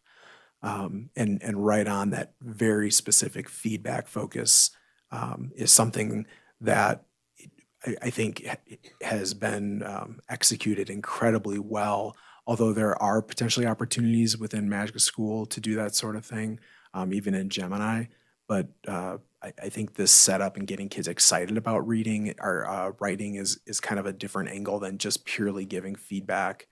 He's kind of gamified it and made it fun. So I feel like we have a couple really good like big AI systems that can do a lot. We also have kind of strategically picked a few where I think we can really use some extra help and hopefully see some bang for our buck. But I don't expect that we're going to be onboarding 6 new ones next year and 6 new ones after that. Ultimately, there's only so much funds and there's only so much capacity to learn and use these things. I appreciate that. Thank you. And then my next would be, because they're not consistent with all of the schools. So, I mean, when we introduce one, why do we only do it for 1 or 2 schools? Like, the write-on is not with all of the schools. I mean, why aren't we implementing them, like, and sharing them with everyone and being consistent, I guess? Yeah, it's just a question of capacity on the rollout. When we roll something out that goes district-wide, it takes a lot more resources from support from a district level to roll things out district-wide. That's one of the things that we consider in, do we want to start small or do we want to go across the board? The other piece is there's a capacity level from the teachers and schools themselves. And we have some teachers and schools that are, hey, I am ready for this and I want to do this. And others that if we say, hey, I need you to do this, they're like, I cannot do one more thing.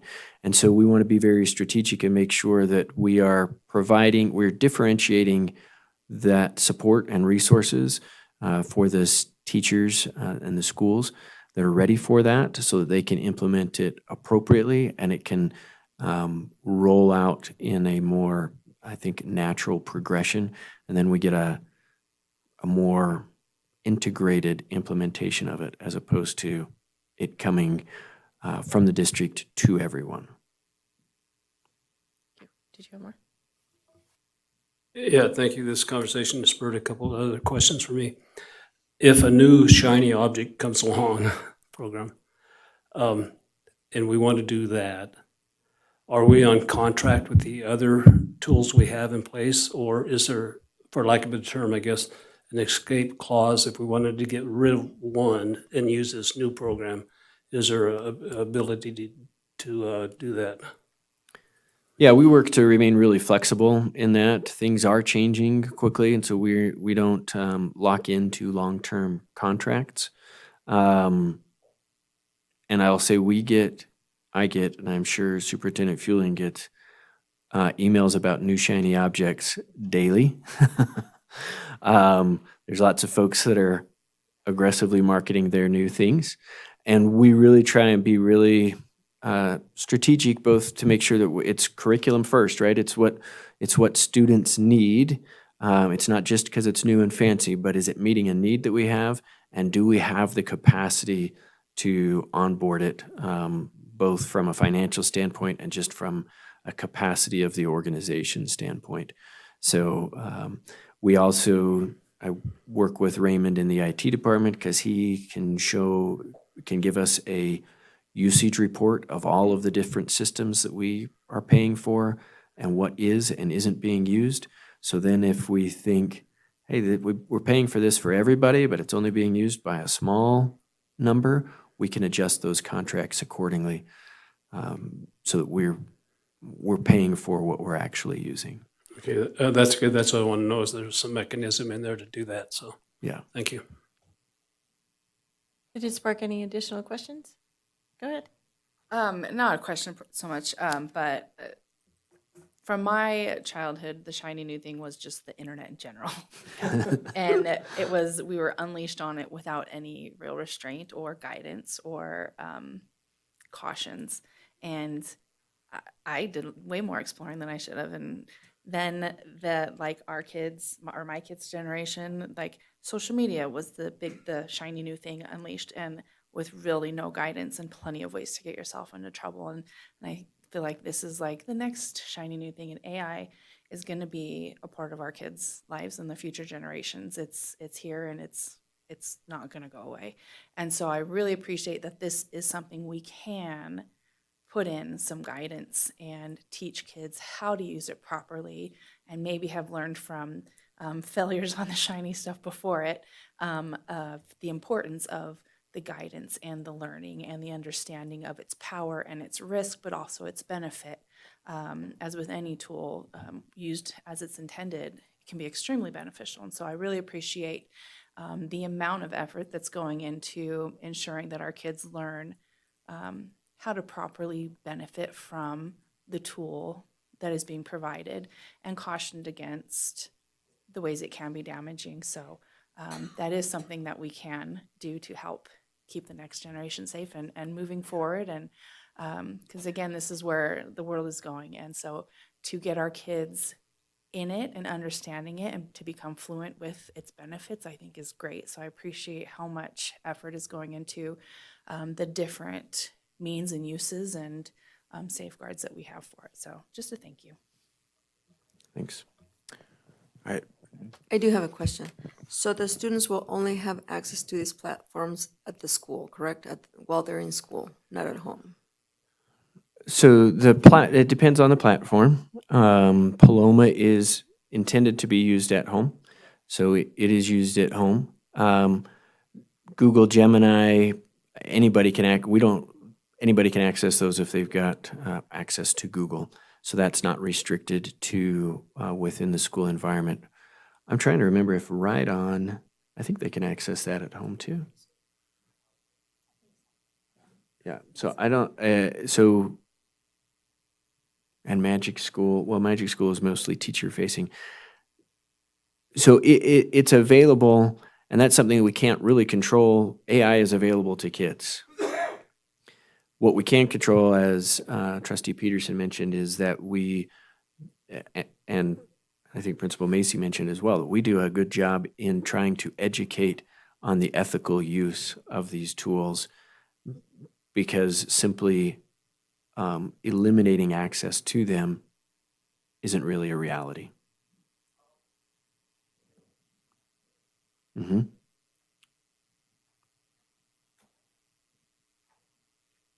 I was just going to add that the internet was new for her. I think a calculator with a graphing function was new to me. So I just wanted to add that.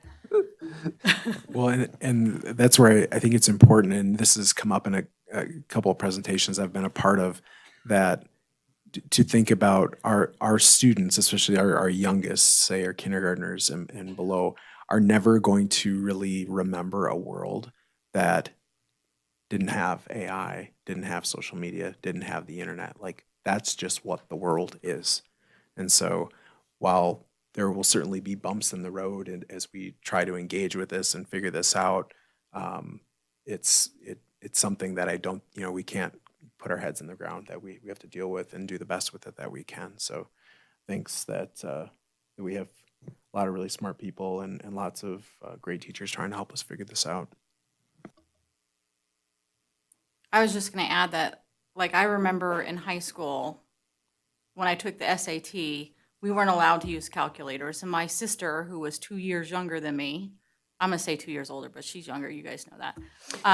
She got to use a calculator when she took the SAT. So it was, and they all thought that we were cheating, right? Like, I'm like, you're cheating on the SAT. That's why you should get a better math score. But it was a calculator. Everybody thought everybody was going to cheat. So it's just every couple of years, a new tool comes out, and we have to adapt as educators on what we're going to do to help our students use things ethically, responsibly. Agreed.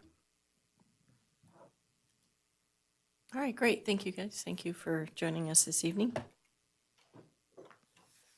All right. That was for discussion only, which moves us to agenda item number 11. This is discussion and possible action to adopt a resolution in support of iInvest. Is that invest? Should I say invest? Invest 2027. A document created by Nevada superintendents outlining the need to improve student achievement in Nevada. This is for possible action brought to us by Superintendent Fueling. Thank you, President Walt. I guess every 2 years, as we start preparing for the legislative session, the Nevada Association of School Superintendents works to create a platform of priorities going into the legislative session. This INVEST document, I believe, has actually been around for almost 20 years now. And we have learned over time to, less is more. This used to be like a 20-page document, which for legislators who are reading endless things, that does not go over well. But so the superintendents work and do some brainstorming, some kind of roundtabling, trying to get through what are those things going into this next session that we feel are the most important to support what we are doing in our schools. And so as a part of that, once that is developed, every superintendent is going to their school board and asking for their support for this item. That just helps kind of bring some more weight behind it. NASB has already offered their support for the document as well, which we usually try to support each other as we go into the legislative session. But here you have 4 general priorities, and I won't get into the nitty-gritty details unless you have some questions, but I think most of these at a high level will make sense. I'll explain some. So number 1, increase and align education funding to ensure that resources match student needs. You may be aware, I forget I think we've talked about this maybe a little bit, maybe just in some of the email updates. There is a lot of concern around one of the weighted funding categories, at-risk funding. It is currently derived inside of Infinite Campus. We're using 74 different factors that AI is like using to calculate if a child is at risk of not graduating high school or not, all the way down to kindergarten. It's making that decision. And it's creating funding based off that potentially. And so what that has created is enormous volatility in that funding stream, which is causing huge issues for, we haven't been as impacted, but Washoe and another, I can't think of the other district, have been severely impacted, where they've tried to put together programs and they've come away. So that is one of the primary concerns. The other one is around declining enrollment, that's related to funding as well. There were some changes in state law years back that was, I think, very reasonable with how it approached. If there was declining enrollment, you got to use the prior year's enrollment, gave you some time to stabilize and make decisions, and then you'd move on.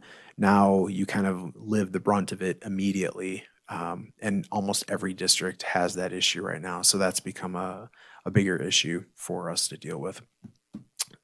Number 2, refine SB 460 to more effectively and positively impact school operations and student success. SB 460 was the massive accountability bill that came out of the last session. One that made brought in some pretty draconian measures in terms of how schools and districts are considered to be succeeding or failing, and what are some pretty substantial consequences coming out of that. None of the districts, or I should say all of the districts, support modifying some of the language within that law. And it's an enormous bill. There's a lot in there. But I think just in general, there are pieces within that bill that we all feel like can be improved and be a little less harsh in terms of the punitive measures, which really reflect, for a lot of us, we view this as a return of No Child Left Behind back in 2001, which was looking at shutting down schools, firing people, a bunch of nonsense that didn't work. And so that's where we're hoping to kind of make some changes there. Number 3, strengthen early literacy supports without harmful student retention requirements. I think everyone has probably heard about the read by grade 3 laws. This is under current law, if a student is not deemed proficient, but actually proficient in this case is not proficient as far as how our school ratings are done, which seems kind of silly. But there is a threshold that the state school board has set to deem if a child has reached the level where they can promote from 3rd grade to 4th grade. Otherwise, they must be retained. There are some what are called good cause exemptions to that, but there are fundamentally concerns about holding kids back. It does not happen very often, and for a lot of ways, because of a lot of the research around the impact of holding kids back at grade level. But I think what everyone does agree that if we could offer more intensive interventions K through 3 for all of those students and beyond that are struggling with reading, struggling with literacy, that if there were funding to do more to give intense supports to them, that would be something we would be very, very much in favor of. The other thing is trying to get the NSHE system, the Nevada System of Higher Education, to also bring the science of reading and instruction that we are now, a lot of our folks have been trained, our new curriculum, CKLA very much reflects, but none of that is being trained in our teacher training pipelines in the university system, which is a real problem. So trying to bring that. Last thing, stabilize, align, and expand pre-K funding structures. Really, this is about the expansion of pre-K. And one of the frustrating things about pre-K is that it ends up being a competitive grant, which doesn't, it would make more sense to kind of have as a formula based on, enrollment of your district, you get allocated a certain amount of funds. Instead, we're all fighting over funds year to year. So that's kind of a silly thing. But ultimately, we'd love it if everyone just had the funding to run full pre-K access for all 4-year-olds in the district. So that's kind of I guess, a little bit of detail, but high level of our concerns and kind of goals going into the session. Hopefully, we can bring some improvement to. So I'm happy to take any questions, and otherwise would ask you to support this platform. Thank you. I do have a couple questions. For number 4, when you said that then it would be like stabilized funding, would this then eliminate the lateness of opening up for pre-K? Would it? Because I know that is, so many parents have such an issue, and it's all over asking, when is pre-K going to open? It would 100% stop that issue, because if it's just a formula of, ultimately, if it was just universal, you got paid, you received a certain amount of funding for every student that enrolled up to whatever level of capacity you could hold, you would know your level of funding. That would absolutely take care of that problem. Yeah, because I don't think, parents understand that the reason the school district doesn't open up the enrollment for pre-K is because we're waiting for the state to dictate how much funding we get. And we normally don't even find out how much funding we get for pre-K until late May, correct? It has varied over the years, but this last year it became, I think it almost went into June. Yeah. And so we actually ended up making a choice to start signing people up even before we knew, just because we knew so many families were waiting. Yeah, and so it isn't the school district, it's actually the state. Another question is, refining number, or SB 460, does that have anything to do with our star rating then? The star rating of the schools? Yeah, well, and yeah, there's actually a couple pieces to it, but yeah, it does, sorry. The school accountability system, looking at the school accountability system, the STAR NSPF system, and rebooting that is a part of it. Also, as a part of it is creating what is called a district performance framework. So they're looking at creating, not only will you have a STAR system for each individual school, but then for districts overall, there will be some kind of ranking. There are committee meetings going on right now over the past 7 months about that. Myself and Tate Ells, the superintendent from Eureka, are going to be joining that group here starting in August. I believe we've been asked to participate.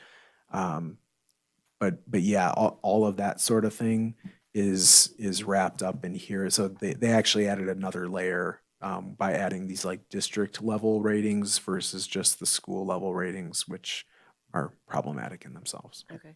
And I mean, I've made it very known that I have an issue that attendance is, chronic absenteeism is attached to our star rating because we physically cannot go and get them and bring them to school. Is that being addressed in any of this?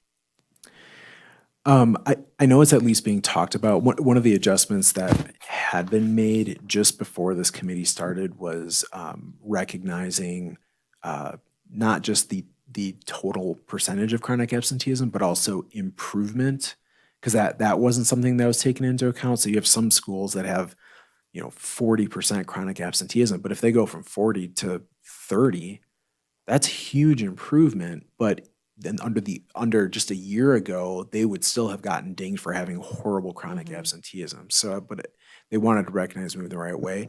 I know this committee is looking at all of the different current factors and trying to decide what to keep and what not to, and if there's anything else to include. Okay. Because I think my issue is, like I said, we can't physically go get them, but we don't have any legal, or the law enforcement doesn't either, to make these parents accountable for not getting their kids to school.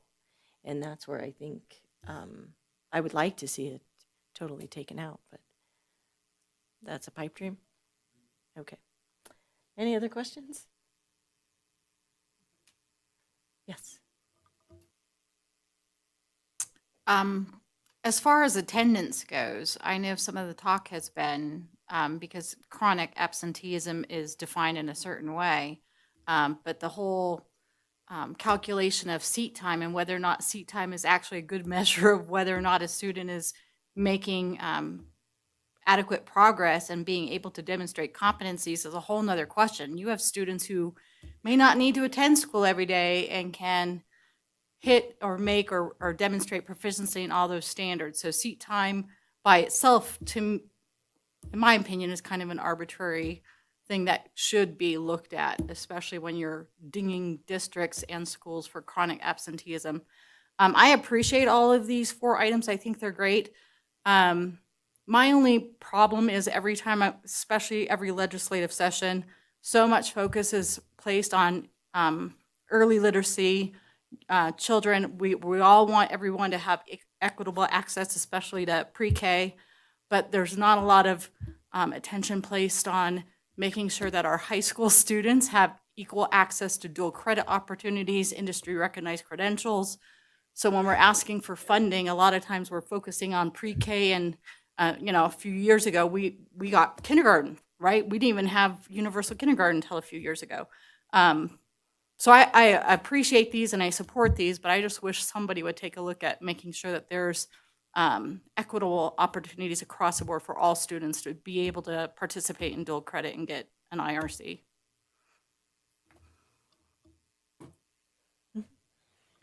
I'm just clarifying in summary. So these are the goals for the Nevada superintendents, that you are intending to advocate these things when we go to legislature this year. And so by us taking action and approving it, that's just us showing our support that we agree that these are important goals. It's you showing support that you think they're important. Okay. And is this something that we would anticipate in 2 years you guys would I'll be back. be asking for the next, okay. Is there, by our approval, is there an anticipated, like, what does our action and investment look like, or is it just supporting you as you?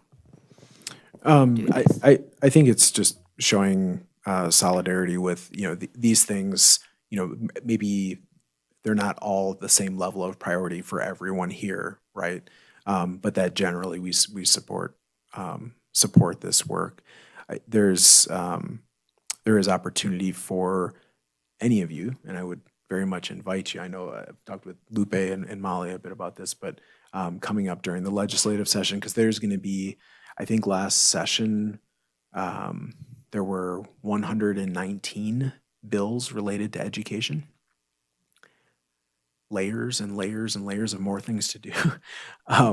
But it's a great opportunity to come up and hear what is being said and having the opportunity to speak on it. So I would certainly encourage you, and I know just from my conversations, there's an expectation to keep you abreast of when these things are coming up. So there will be a lot. Mary Brzezinski, who was superintendent here, 2000 to 07, I think.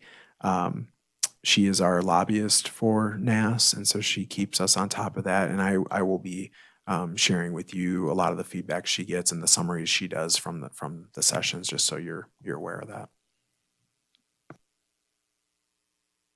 All right, great, thank you. All right, this is for possible action. Do I have a motion? Oh. I move that the Carson City School District Board of Trustees adopt as submitted the resolution in support of the Invest 2027. So I have a second. Motion by trustee Peterson, seconded by trustee Ramirez. Board discussion? Public comment? Seeing none, all in favor, please say aye. Aye. Opposed? Motion passes unanimously. Thank you.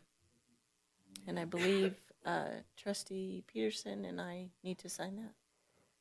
Did you? Okay. Okay, thank you. All right, thank you. And moving on to agenda item number 12. This is discussion on proposed changes to the following objective policies of the Carson City School District Board of Trustees. This is for first reading. This is for discussion only. And like I said, this is us diving into the different policies and updating them. So I did send this out and asked for any edits. Doesn't mean that because you didn't, or that you didn't have a chance, that you didn't have any edits, and that we won't be discussing them. So how I would like to do this is for discussion only. We'll do the same thing like we do on most policies. We will suggest any changes, edits, additions. The ones in red have been changed by Renee, and then we'll go one by one.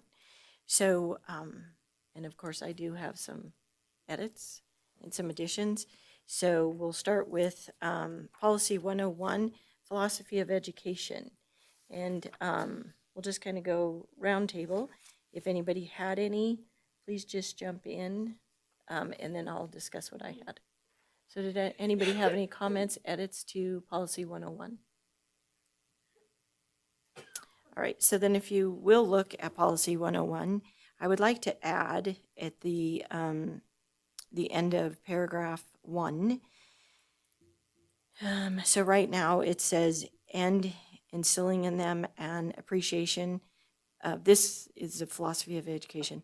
So we would get rid of and, put the comma after society, and put and preparing students to thrive in a rapidly changing, technologically advanced, and globally connected society. What I noticed with all of these policies is that these policies need to be updated to where we are today in the digital world and technology world that we are in today. As you can see, these were last revised in 2010. We don't address our CTE and these policies. We don't address AI as we did today.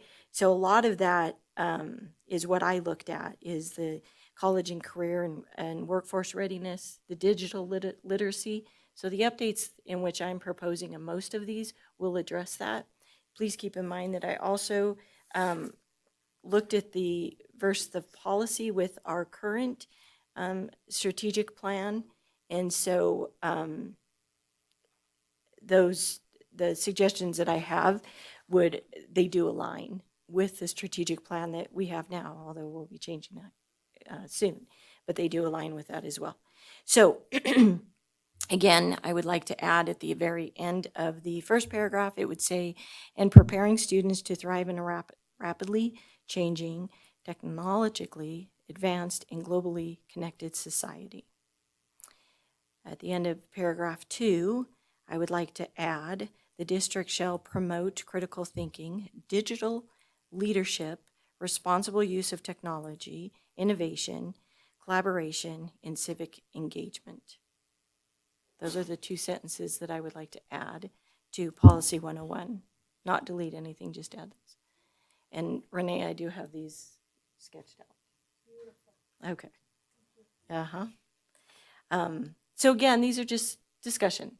So if there's no discussion, nobody is against that, okay.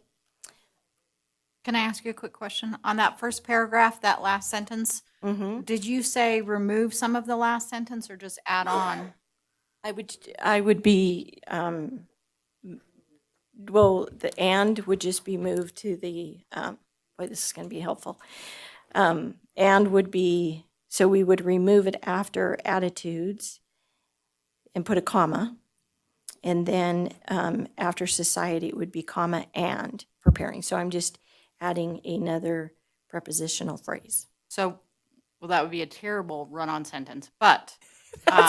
It would be, and that's why I may be looking at you then, because yes. But I'm just looking at the language, like equipping them with useful skills. To me, that is very vague. It's not specific. What are we talking about useful skills? Are we talking about sewing on a button? Are we talking about, changing oil? Like it's very vague. I don't know if I would include that. And wholesome attitudes. Like who's to say what I think is wholesome is the same as what you think is wholesome? Like I think that kind of language, useful skills and wholesome attitudes is a little outdated. And yes.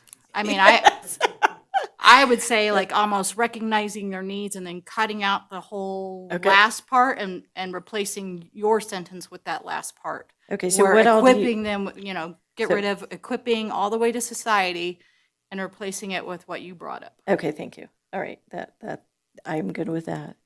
Yes, and as you will. It sounds like you were from the 50s, right? Well, it was actually 1979. Skills and wholesome attitudes.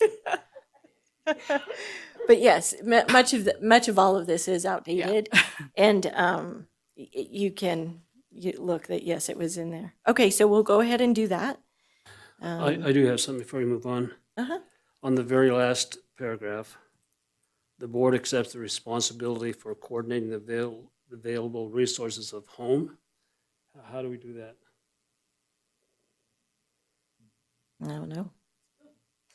So, again, this is why we're addressing this. I don't know. The board is. Yeah, when I read that, I thought, What about something like for coordinating the partnership between home, school, and the community? Something like it would right, probably like work we're better. responsible for trying to develop that partnership between the three of us. Well, I think that is one of our. Other ones, I think. Yeah, I think the partnership goes into our educational process goals. Actually, it's somewhere in there. Yeah. Do we even need that whole last sentence? So what I would suggest in fairness of time as well, we'll go ahead and propose deleting this unless we don't see it further in the other policies. If we see it in further, we'll delete it. But if we don't, then we will change the language for coordinating the partnership.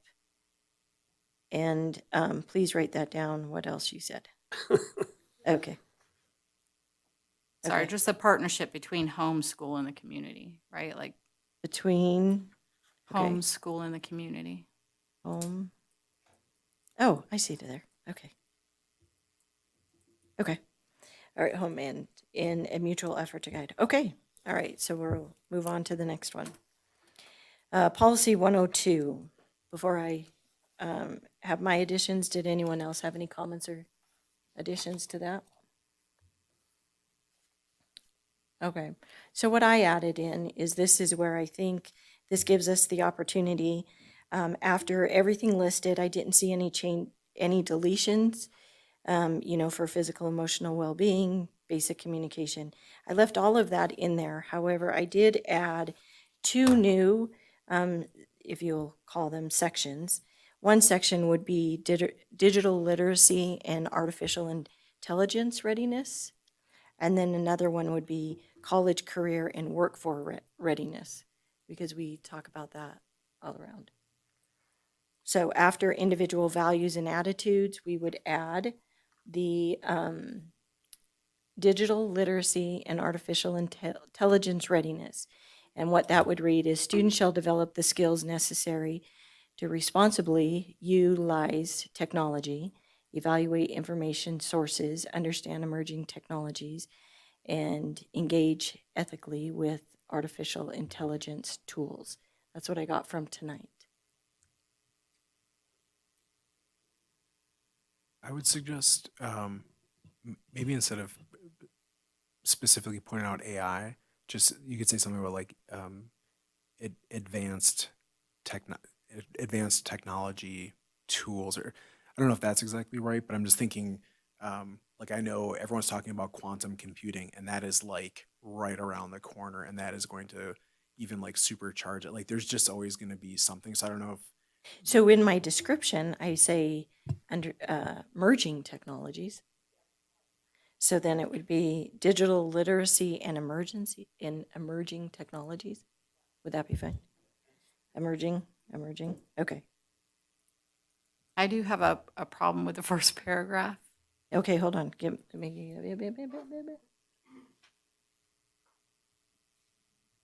The first paragraph on the first Of page of 102. 102? Okay. Yep. Go ahead. It says each learner who has the potential and inner strength should strive to, I'm like, to me, that's saying that some of our students don't have the potential and inner strength. So I would cut that part out and just say each learner should strive toward the ideal, implicit, and explicit in each goal. Cut the who has the potential and inner strength. We want it so to each apply to all learner of our should strive. students. Okay, perfect. All right. Anybody else? Okay, so then so we have the description, and I'll get that to Renee for the digital literacy and emerging technologies. So under the college, career, and workforce readiness, it would say students shall graduate prepared for post-secondary education, career pathways, military service, entrepreneurship, or meaningful participation in the workforce. We're fine with that? It's not, it's me making it up. Oh, I'm going to put it at the end. Yeah, so I added 2 more sections. And so I would add those. And I just wanted to make sure that does align with our strategic plan, but maybe if you'll have staff read that before we bring it back. Okay. All right, moving on to 103. I did a lot. Okay, so this is the educational process goals. We have a lot of goals. If you've read them, I don't know if you felt that any of them were outdated. But again, I think we have to add in technology and digital learning tools. So I wrote one just while they were effective integration of technology and digital learning tools to enhance instruction would be added. One would be added there. Anybody? Because none of these address that. And so that's why I thought we need to bring these in as goals, since we're making it a very important part of our daily learning. The other thing that wasn't addressed in this was, President Varner, we're always asking for that data, we have the goals and then we want the data, like how do we know that MTSS is working? So I added another one that says data-informed decision-making to improve student achievement and educational outcomes. Okay? That's all that I added. Anybody else? I have a problem with number 4. Okay, what do you have? I would just Opportunities for teaching staff members and students to make recommendations. I would remove the word teaching. I think all staff members should be able to have input on improving the operations of our schools. Okay. I like that. Anyone else? On 5, comprehensive guidance facilities and services for each student.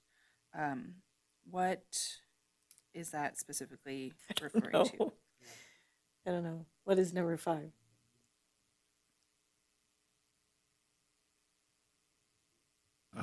I'm wondering if that is kind of older terminology for a counseling department, guidance. It definitely is. Maybe removing the word facilities though, because to me, it almost sounds like you're having treatment centers for That's students rather than, right? We want to make sure that they have guidance services available to them, but we don't send them off somewhere to get help. Well, I think it's like comprehensive facilities like schools that will accommodate their needs, but I don't know that it needs to be in there. Comprehensive guidance services. Guidance services. Okay, Mhm. perfect. Anyone else? Superintendent Feeling, you had a question about the technology one? Wait, yeah, if you could just read the technology line you had. So it says, so it would be number 10, and it would be effective integration of technology and digital learning tools to enhance instruction. It's just our computers and stuff that we have. Yeah? All right. And then number 11 would be data-informed decision-making to improve student achievement and educational outcomes. Okay? And number 9, Yes, go ahead. sorry. No, Can- you're good. Can we change parents to families?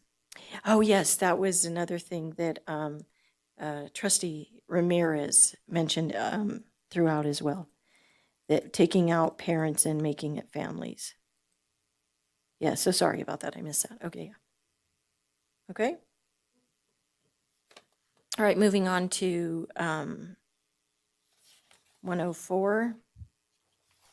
So this one, I just had some things to add at the end, but I wanted to make sure that with all of the changes that have been since 1979 and then 2015, I was going to ask our legal counsel if this 104 is legally compliant, and you can maybe answer that otherwise, but. I will definitely Yeah. review it for you and let you know if there's any problem. Okay, it's just because it's been a long time. However, if you'll join me on page 2 of Policy 104. I didn't like that last sentence in the first paragraph says, to ignore such concern is morally wrong, economically wasteful, and socially dangerous. So I just eliminated that and just kind of put the district is committed to ensuring equitable educational opportunities and a respectful learning environment for all students and employees. Okay. And then there was another sentence at the end of the second paragraph there, where it says students with minority groups must be helped to establish their identity within their own group as well as the total society. I took that out and said that the district shall promote an environment where every student is respected, valued, and supported in achieving their full potential. Felt that was outdated. Any others? Well, I would just say on this policy, it seems like it's awful long and wordy, and I think it could be shortened up quite a bit. So I think that we ought to look at maybe rewriting it and taking a lot of the verbiage out of here that is covered under the statute already. Okay. And just say, be in compliance with all, not all, but name them, that you're in compliance with those. Because this here, it gets awful confusing to me and awful wordy. Okay. I was going to suggest just making sure like it's aligned with the State Board of Education's discrimination policy and any, because I'm sure these have all been updated. I Would bet that you be the you or language me? would be appropriate. Is that you or me? All right, thank you. Thank you. All right, moving on. Yes, go ahead. I'm glad we're going to do that, but I wanted to check in on in the middle of that very first paragraph, where it says activities and provides equal access to the Boy Scouts. See, I'm telling you, it's very outdated. Yeah. We're on 104, paragraph 1.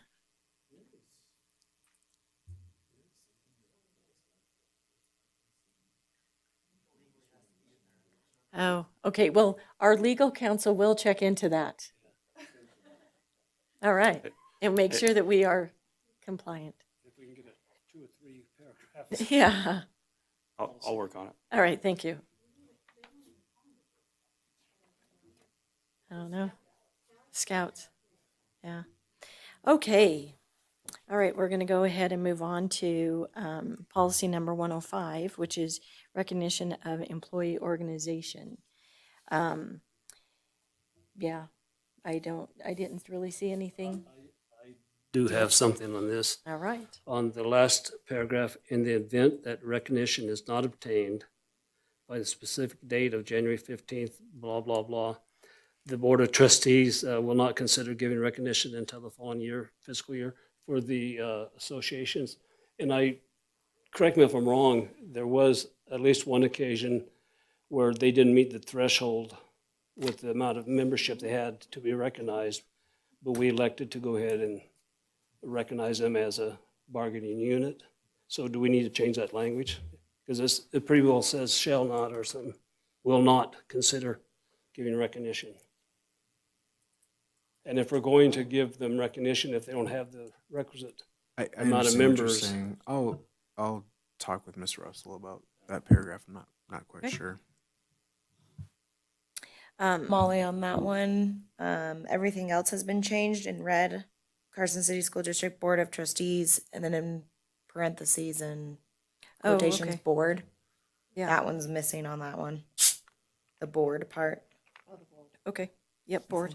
And then next following, is that redundant? It read weird to me. Should it just be next or just following? Or is it just me that thinks that's Where are you? weird? Just me? Okay. No, where are you? No. I'm Oh, just saying it's where- in the second paragraph as well as the last paragraph. employer. The last sentence. Oh, where it says a contract for the next following Fiscal year. fiscal Yeah. year. Should it just say the following fiscal year? Yeah, should it just say the next fiscal year or the following Following fiscal fiscal year year. instead of next following? Yeah. Okay. Okay, so we'll say the So following. it's in the second Yeah, I see paragraph that. and the last paragraph. Yeah, okay. Awesome. Okay. Any other, all right, and then policy 106, parent involvement policy. I was hoping to change that title to family and parent engagement policy to kind of mirror our strategic plan.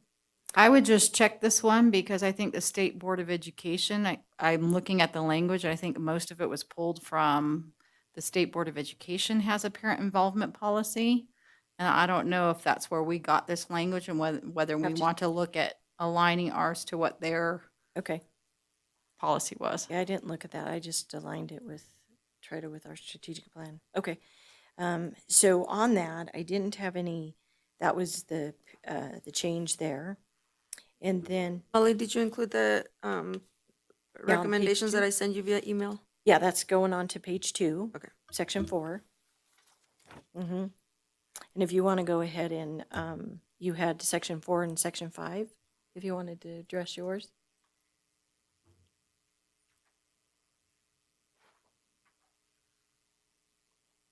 You wanted to change sought? Okay, that's all right. In section 4, after the first sentence, where it says support and assistance are sought, you wanted to change sought to requested or solicited. Yeah. And we'll ask the English teacher at the end.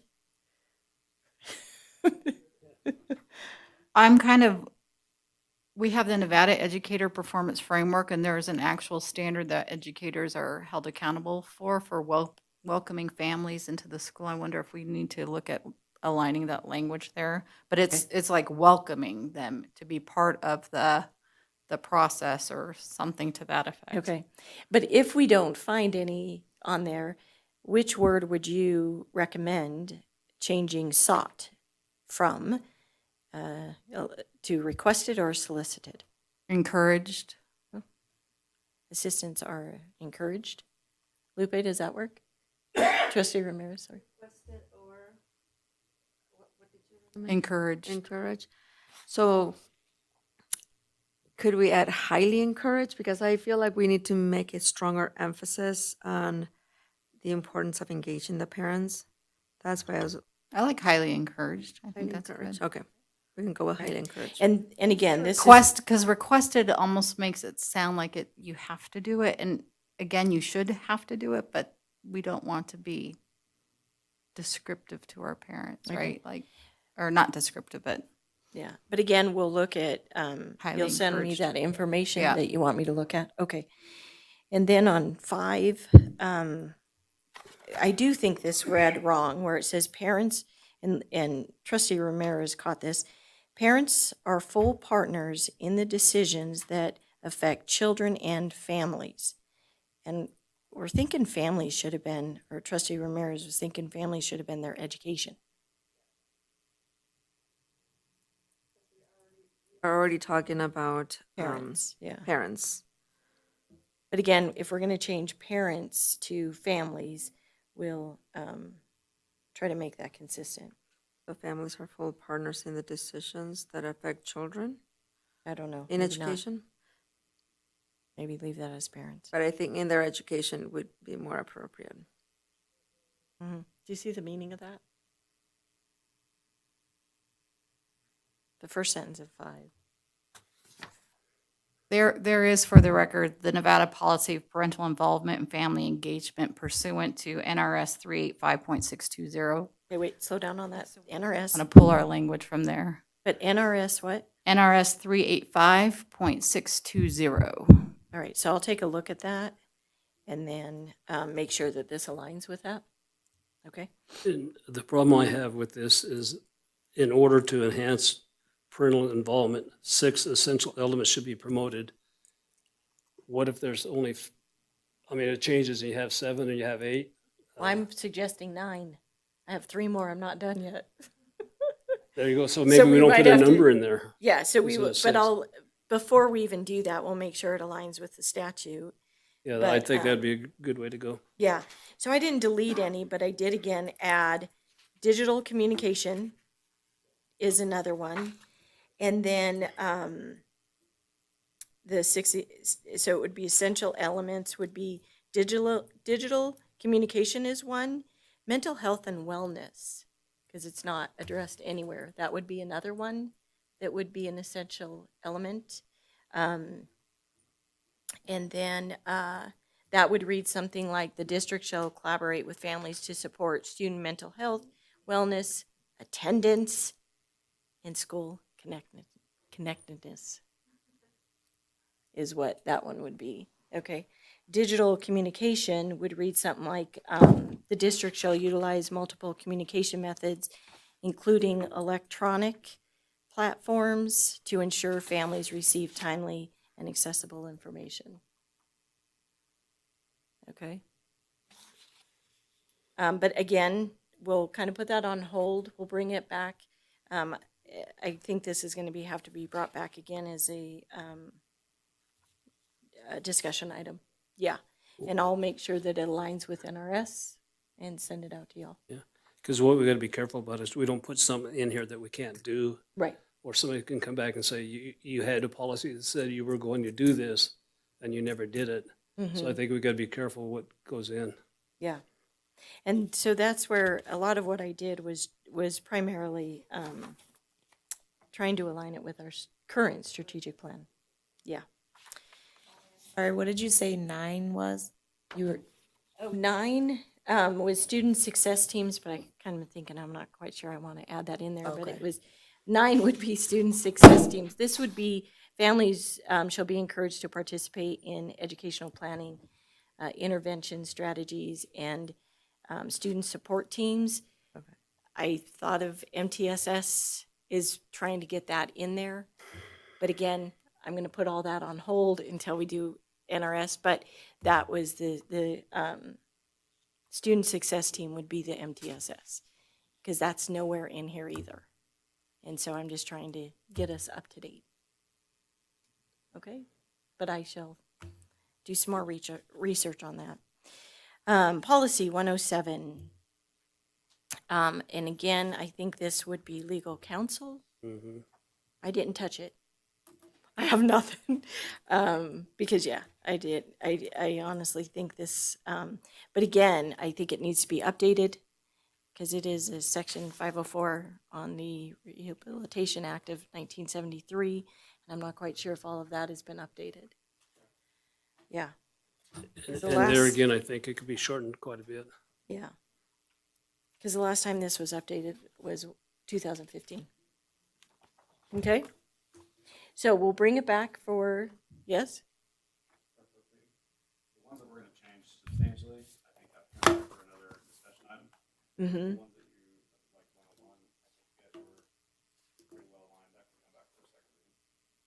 Oh, so now you're going to ask me which ones we're aligned on. Okay. I think it was pretty clear. You're good. Yeah.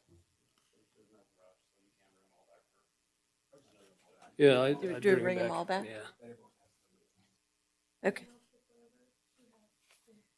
Uh-huh. Now okay. All right. So that was discussion only. So we shall move on then to agenda item number 13. This is approval of consent agenda. This is for possible action. Did everybody have a chance to review the consent agenda? Do we have any questions? Comments? All right, hearing none, I'll take a motion. I move that the Carson City School District Board of Trustees approve the consent agenda as submitted. Second? All right, so we have a motion from trustee Peterson, a second from trustee Roberts. Board discussion? Public comment? Seeing none, all in favor, please say aye. Aye. Opposed? Hearing none, motion passes unanimously. Moving on to agenda item number 14, informational items for discussion only. This, no action will be taken. We really didn't have much. Does anybody have any questions, comments? Okay, moving on to. I do. Oops, I'm sorry. Go ahead. I was wondering how much in the future before we get some results back from the testing that this year and student achievement, the star ratings, et cetera. We should have it by 2030. I won't be here. We're almost there. No, Brandon and I were just talking about this. I think the expectation is maybe initial stuff the last week of June, otherwise the first week of July. I don't know exactly how much it is. I don't think we'll be, likely wouldn't be able to present on it until at least like August, maybe September. But I will at least have initial data we could share, other like just internally. Yeah, I'd make that request then in August that we share that information. Okay. All right, moving on to agenda item number 15. This is a request for future agenda topics. Oh, that was his jumping over. I thought so. You looked at it too, going, All right, I'm sorry. that's all right. Do we have any other future agenda topics? Yes. Not necessarily a agenda item, just if we have more of a request, if we have the policy changes and things that we're doing, if there's like a regulation that goes along with it, if we could get those together as we're making changes so that we can be sure they align. Okay. It's easier to look at when we have that comparison, Okay. if that makes sense. No regulations for this For this section that we section. just. Okay. All right, perfect. Thank you. But thank you. All right. No, nothing else? All right, we are adjourned. Thank you very much.